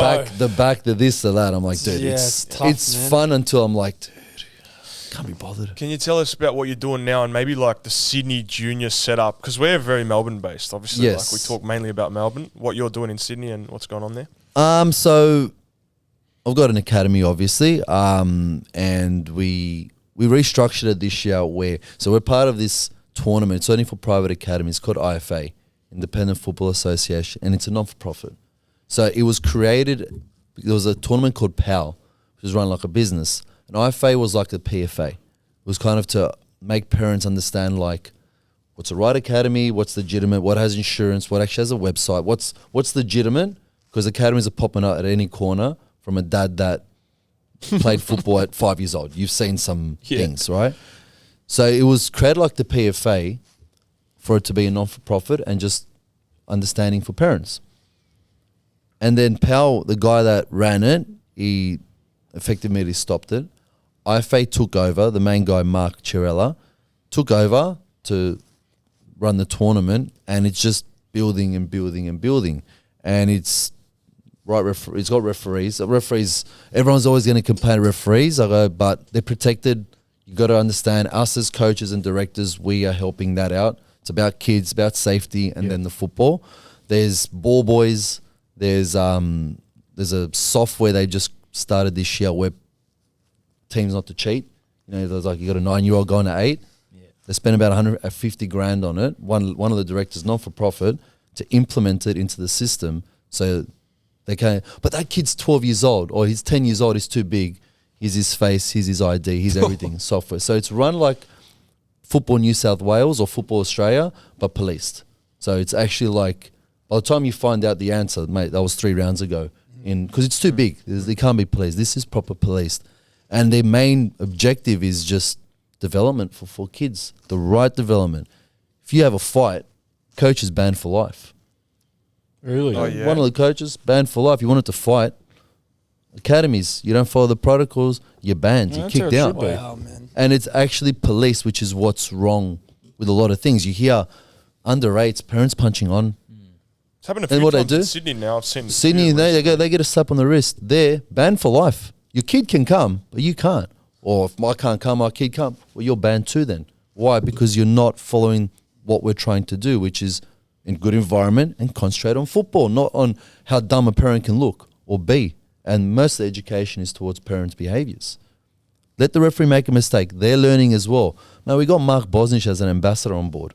Boz is huge, and he vouches for him, and he comes with me in meetings, very close, because he goes, this is what development should be. And when Bozza talks, we all listen. And he's part of it, and it's a great tournament which is run on Sundays. It's actually today, but I'm here with you boys. Wow. The last for the round, and it's all year round. So they run it properly, man, and that's why it's the same as how I run my academy. It's parents, you're paying me to do this. Kids, this is football. Do the basics. Do what we're trying to do. So that's how you become better football players. What's the perfect product look like for you from your academy? Like, is it to get into a Sydney FC, Western Sydney Academy? Well, I think you guys touched on it as well. Like, if to be in football, you got to be in the professional setting, and I always say that. Now, sometimes they're not as good because whoever's running it, whatever. But I remember last year, I went saw Stajic, saw Ninkovic as well, and I go, can I ask you something? I know the answer, but I got to hear it from the horse's mouth. If you saw a gun player at RPR or at Sydney United or Olympic, would you go? And he's like, but if he was here training in your youth, he goes, yeah, he's here. So what does that mean? Yeah. You got to be there to be seen. Yeah. Football is all about being seen. You're saying they wouldn't. Their reaction was that they wouldn't go look. No, unless you're coming here at Wanderers.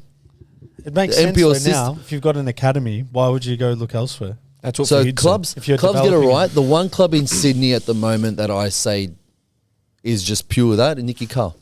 He does it at ST Raiders, and everyone has their own opinion on him. I go, at the end of the day, ST Raiders is an association. They were never, growing up in Sydney, a great club. He has built that with Catherine Cannulli.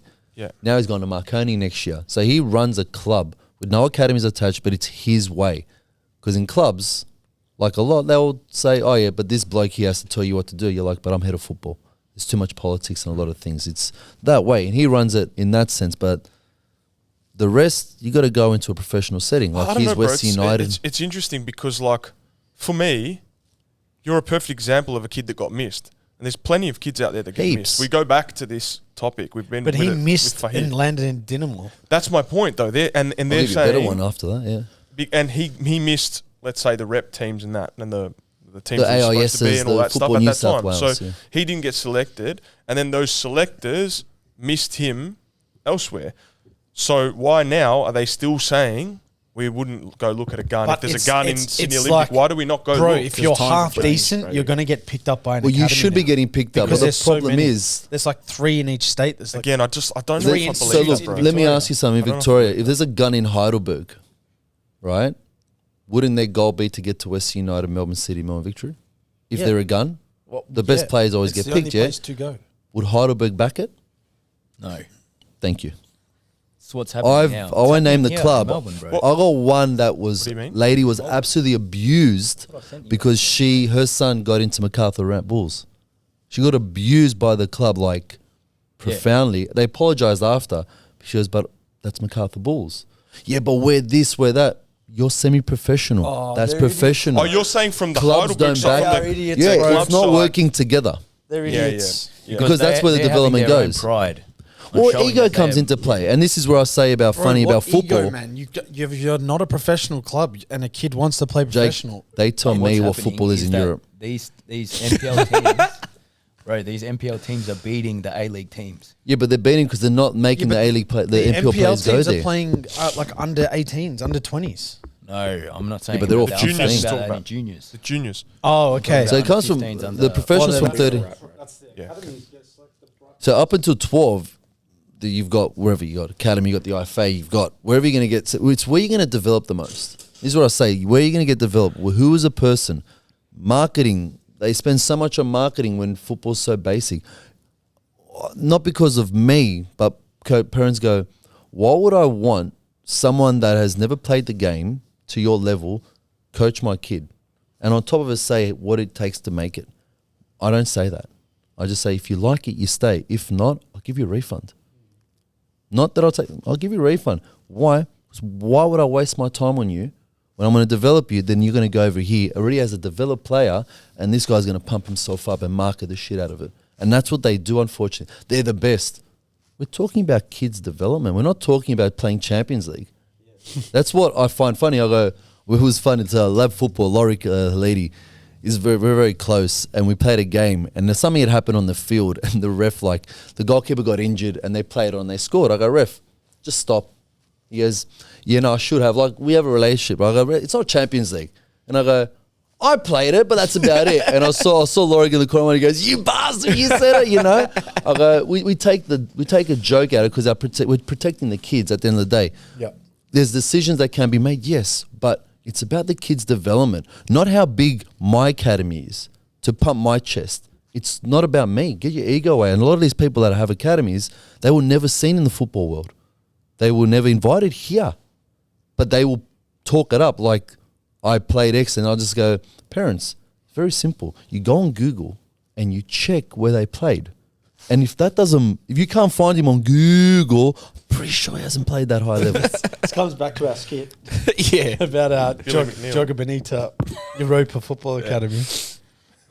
I'm not, Yeah, it's just funny when you go into that ward and if I say something, it's my ego, but I'm just being real. It's like, guys, they're kids. Once they hit puberty, then it's different. Up until puberty, they just need to be developed with the outside, inside, dribbling, passing, moving, all the basic essentials, the basic stuff. They go, your training sessions, they're pretty basic. I go, well, what do you think football is? You do that at a higher level, at a higher tempo, you see how better you are. yeah. When you have the players to do the high tempo, you see, I go, 4 cones. I did a few years ago, I realized that. And there was sometimes where you have parents that, like, when it's a lower beginners type of thing, but why it's so basic? So I just start throwing cones so it looks pretty. I go, the basics are the 4 cones. The basics are the movement, the continuation. Because you do it once in a game, but you have to train it 100 times. Because the big basics. misconception is with parents as well is that the higher the level, it's more about the fundamentals are just done better, quicker, and they have a better mentality.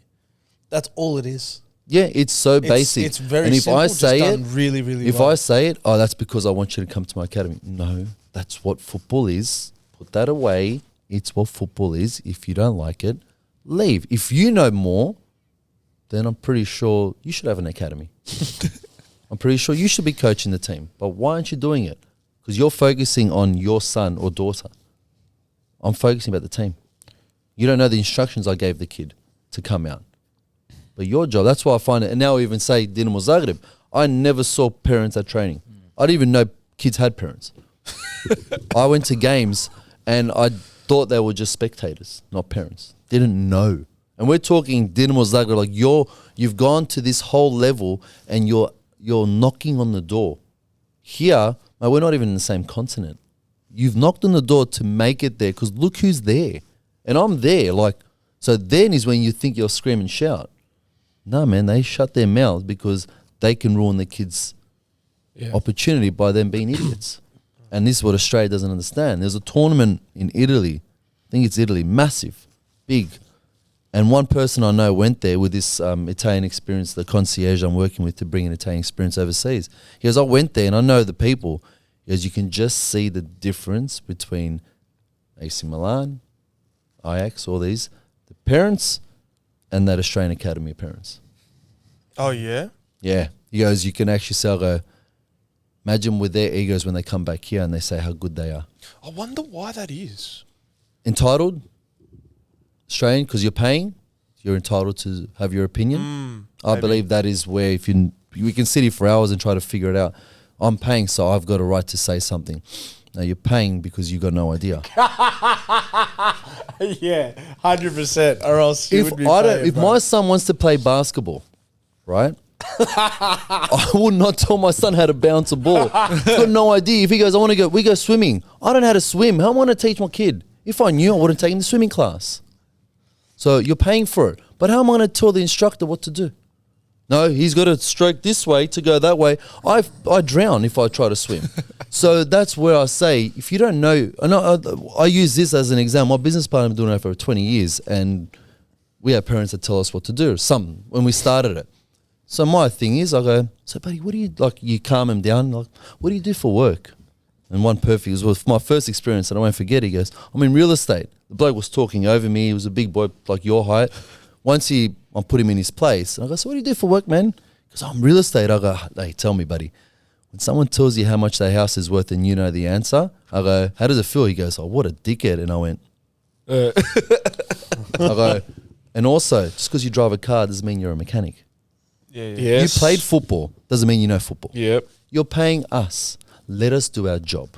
Bro, but that's such an interesting point that in an international tournament, you're saying that outsiders were saying that Australian parents were different than... Well, they realised who those country's parents were. One guy that was there saw it because he goes, I'm from Australia, so I could tell who the parents were because they were going off the tree. And the difference was, over there, top tier, they know how to drag your shirt off the ball.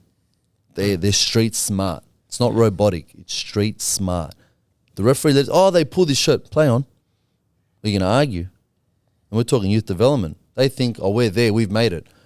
Out of, what's that Barcelona statistic? Like maybe 1 or 2 out of that whole generation will make it in football. That's Barcelona. Where are we? Why are we competing against that? You can't, because that kid was playing on the street. Here, I've got parents saying, my kid doesn't know where the street is. We spoke about it last week. I know, that's why I brought it up. About it I was last week. thinking, when I was driving here on Friday, I've got a few points about what you guys spoke, and it makes sense. It's a different, it's not wrong, because I say, when I was growing up, we lived well, so I can't say, and look what I went to shit. Why? Because I loved the game. It wasn't forced upon me, I had to make it. I'm not feeding my parents, I'm not feeding my village. I'm doing it because I want to do it, and I want to give it a crack. If it pans out, perfect. I can always come back to Australia and work. It's a good country.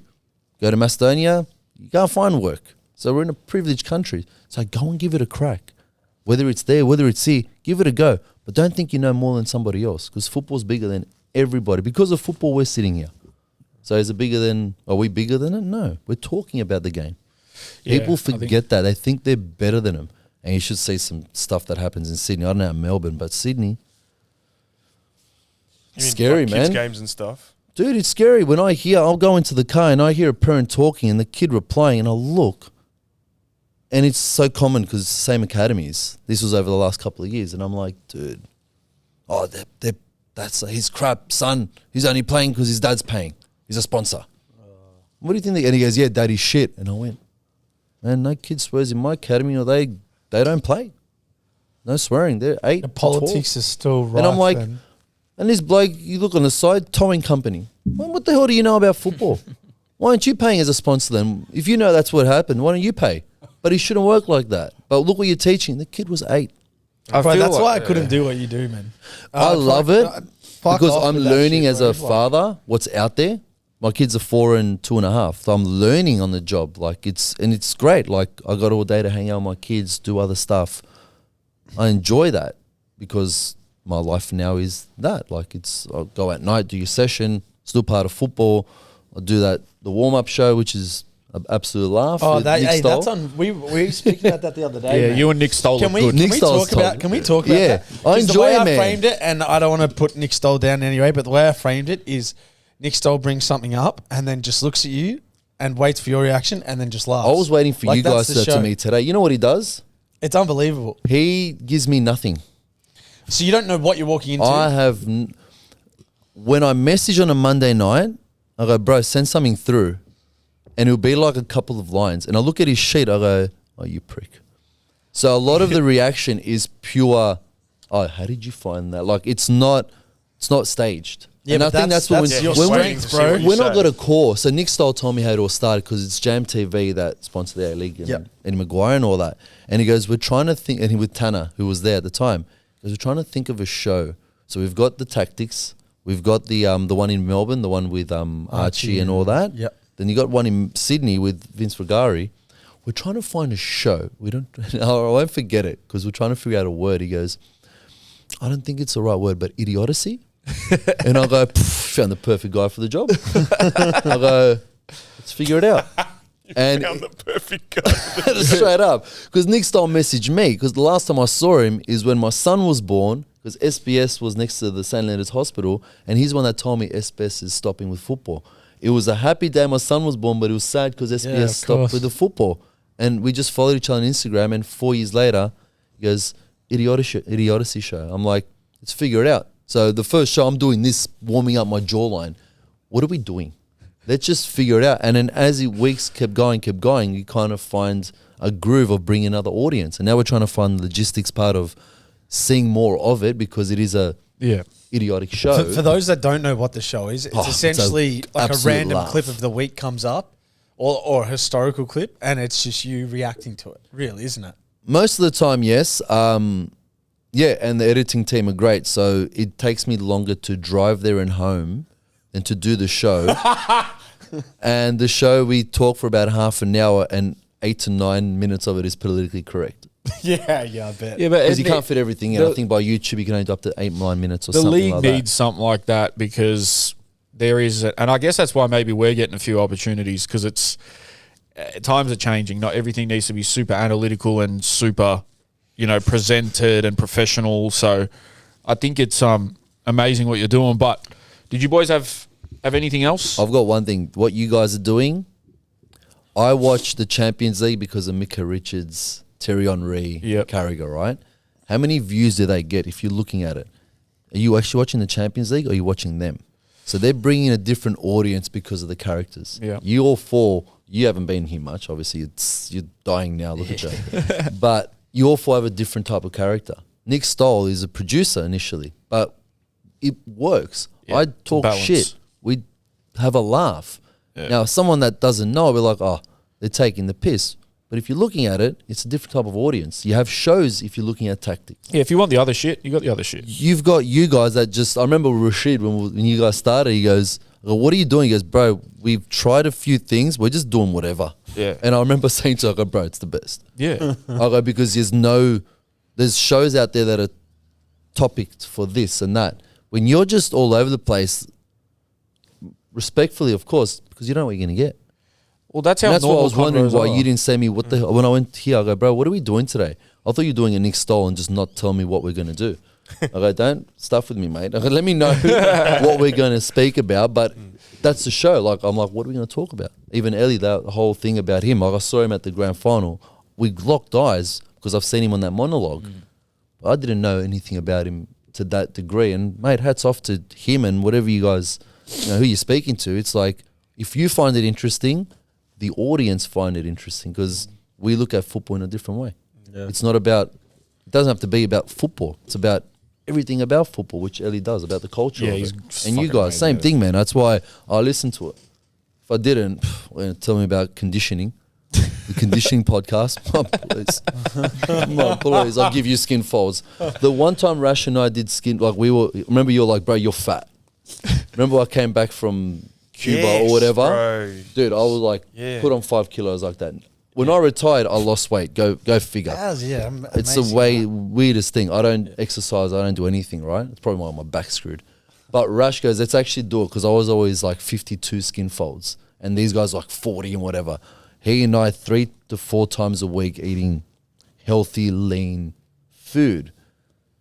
And I feel good. I'm light. I was like 73 kilos. I'm like, dude, like I'm whatever.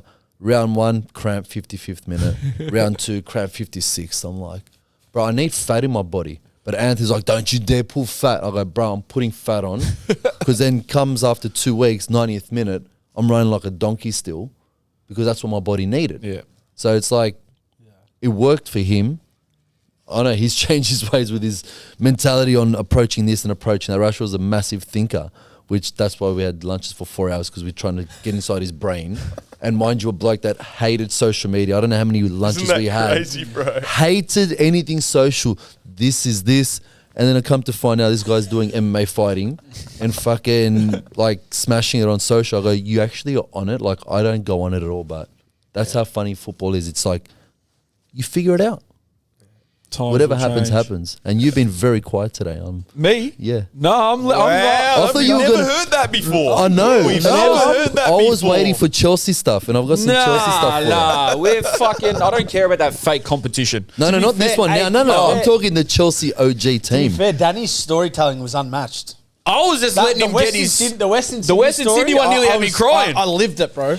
Yeah. I lived it, bro. A lot of people can relate to it. I just don't give a shit and I say it because at the end of the day, it's not about it has to be told. It was my side. I always said it. Someone's got a worse. Someone has a worse in football, man. Yeah. So you can relate to it. Oh, bro, it happened to me as well. Yeah, I know, man. It's very common. No one says it. I don't care. I'm not, even when I was at Channel 10, I don't say this because, I don't give a shit. It's what people need to hear. Now, it was different. Yeah, you got to play the politics. Like, I understand to a certain degree, but if he's playing poorly, like, I'll give you an example. I was watching the Socceroos. Don't ask why, but I was watching him. Don't ask why. Because I don't watch football. I don't watch Macedonia.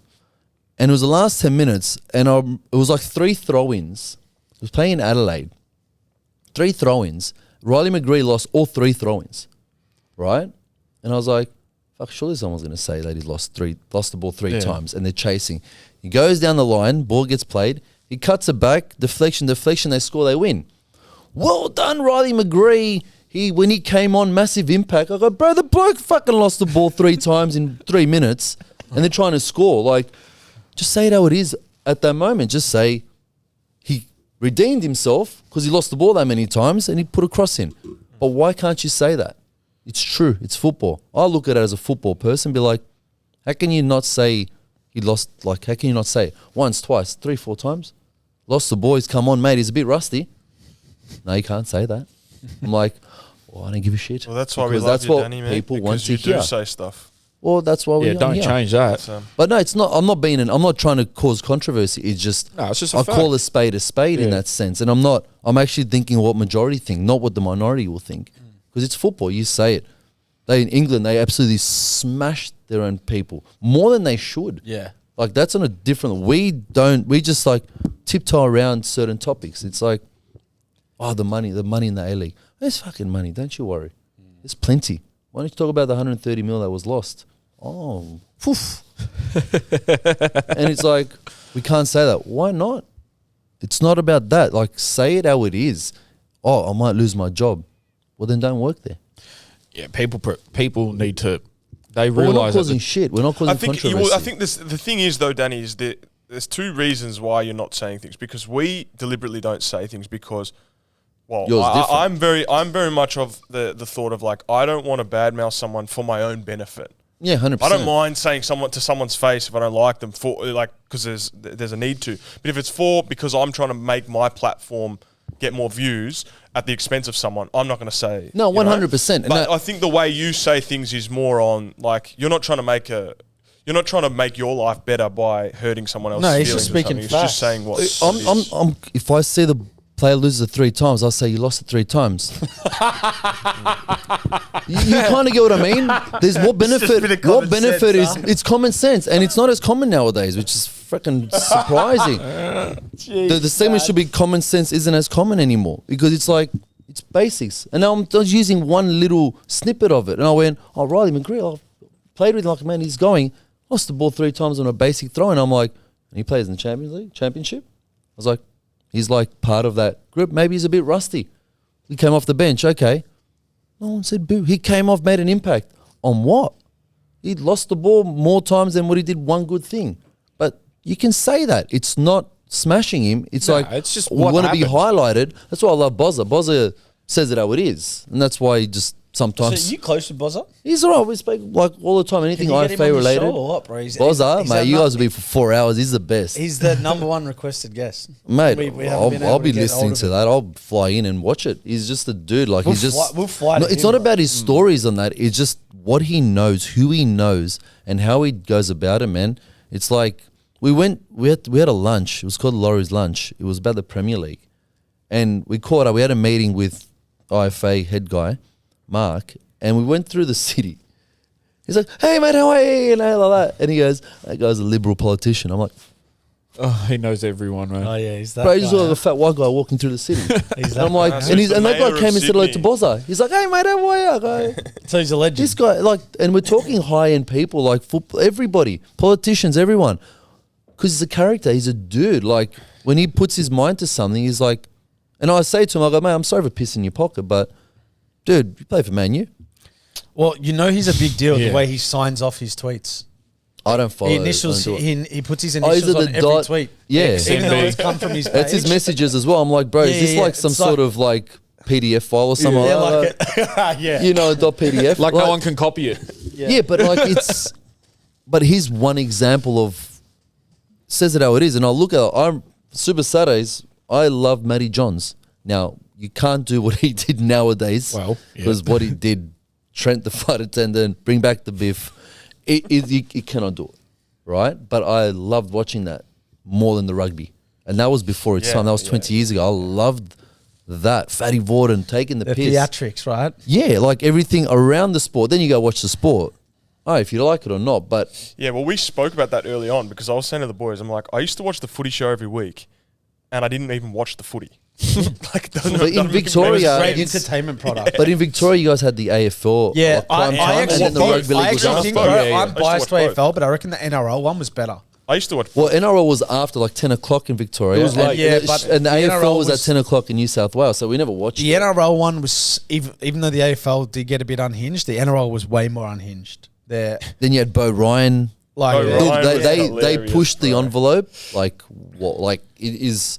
You can't even have one episode of what they did in today's society. Yeah, One, yeah. and how Same. many That's they why the did. footy show, the AFL shows. Don't Yeah, do that. Well, it's so all I ended. get it, but it was entertaining. Now you change your way to be entertaining in today's society.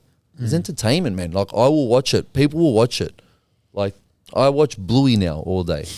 I watch, like if I was to watch something, Bluey, Moana, Cars, Toy Story. When they go to bed, I go. I only have an hour. I'm not going to watch a movie. I don't have time for that. I don't Yeah. watch TV. I don't watch the news. I'll watch your shit. Suited and booted. I'll watch Suited. I'll watch something like if I'm driving in Sydney, which is everything's half an hour. I've got it, and then when someone comes in the car, they go, "What the hell?" I go, "I don't know." Pause. I'll listen to it because you're driving around. That's why. Why? Because it's a laugh. It's something to listen to in the car that is better than just standard music. And you know, I always listen to the same R&B music. Still, Yeah, I'm bad, bro. yeah. Are you on Neo and shit. Well, like 20. You know what my 2010? kids listen to? My daughter at home, she started singing Neo because of you. Bro, I was gonna say you used to play that song all the time. Oh, because of you. She's like, because, and she's spinning. I'm like, and then my son, he's 4, he goes, oh, guy, girl, you guy. I'm like, Lucas, Drake. what the hell, man? You gotta go. And I put on no guidance. He's like, you gotta go, you gotta. And Wait, the is one that swear Drake? word, no How did you guidance. get that from that You little gotta soundbite? go. It took me a while. Chris Brown, isn't it? Yeah, You that's gotta Drake. go. Chris You Brown. Oh, go. is it Drake? And he's That's and he's great. now in the car when I jump in. He goes, "Daddy, my song, then Lily's song."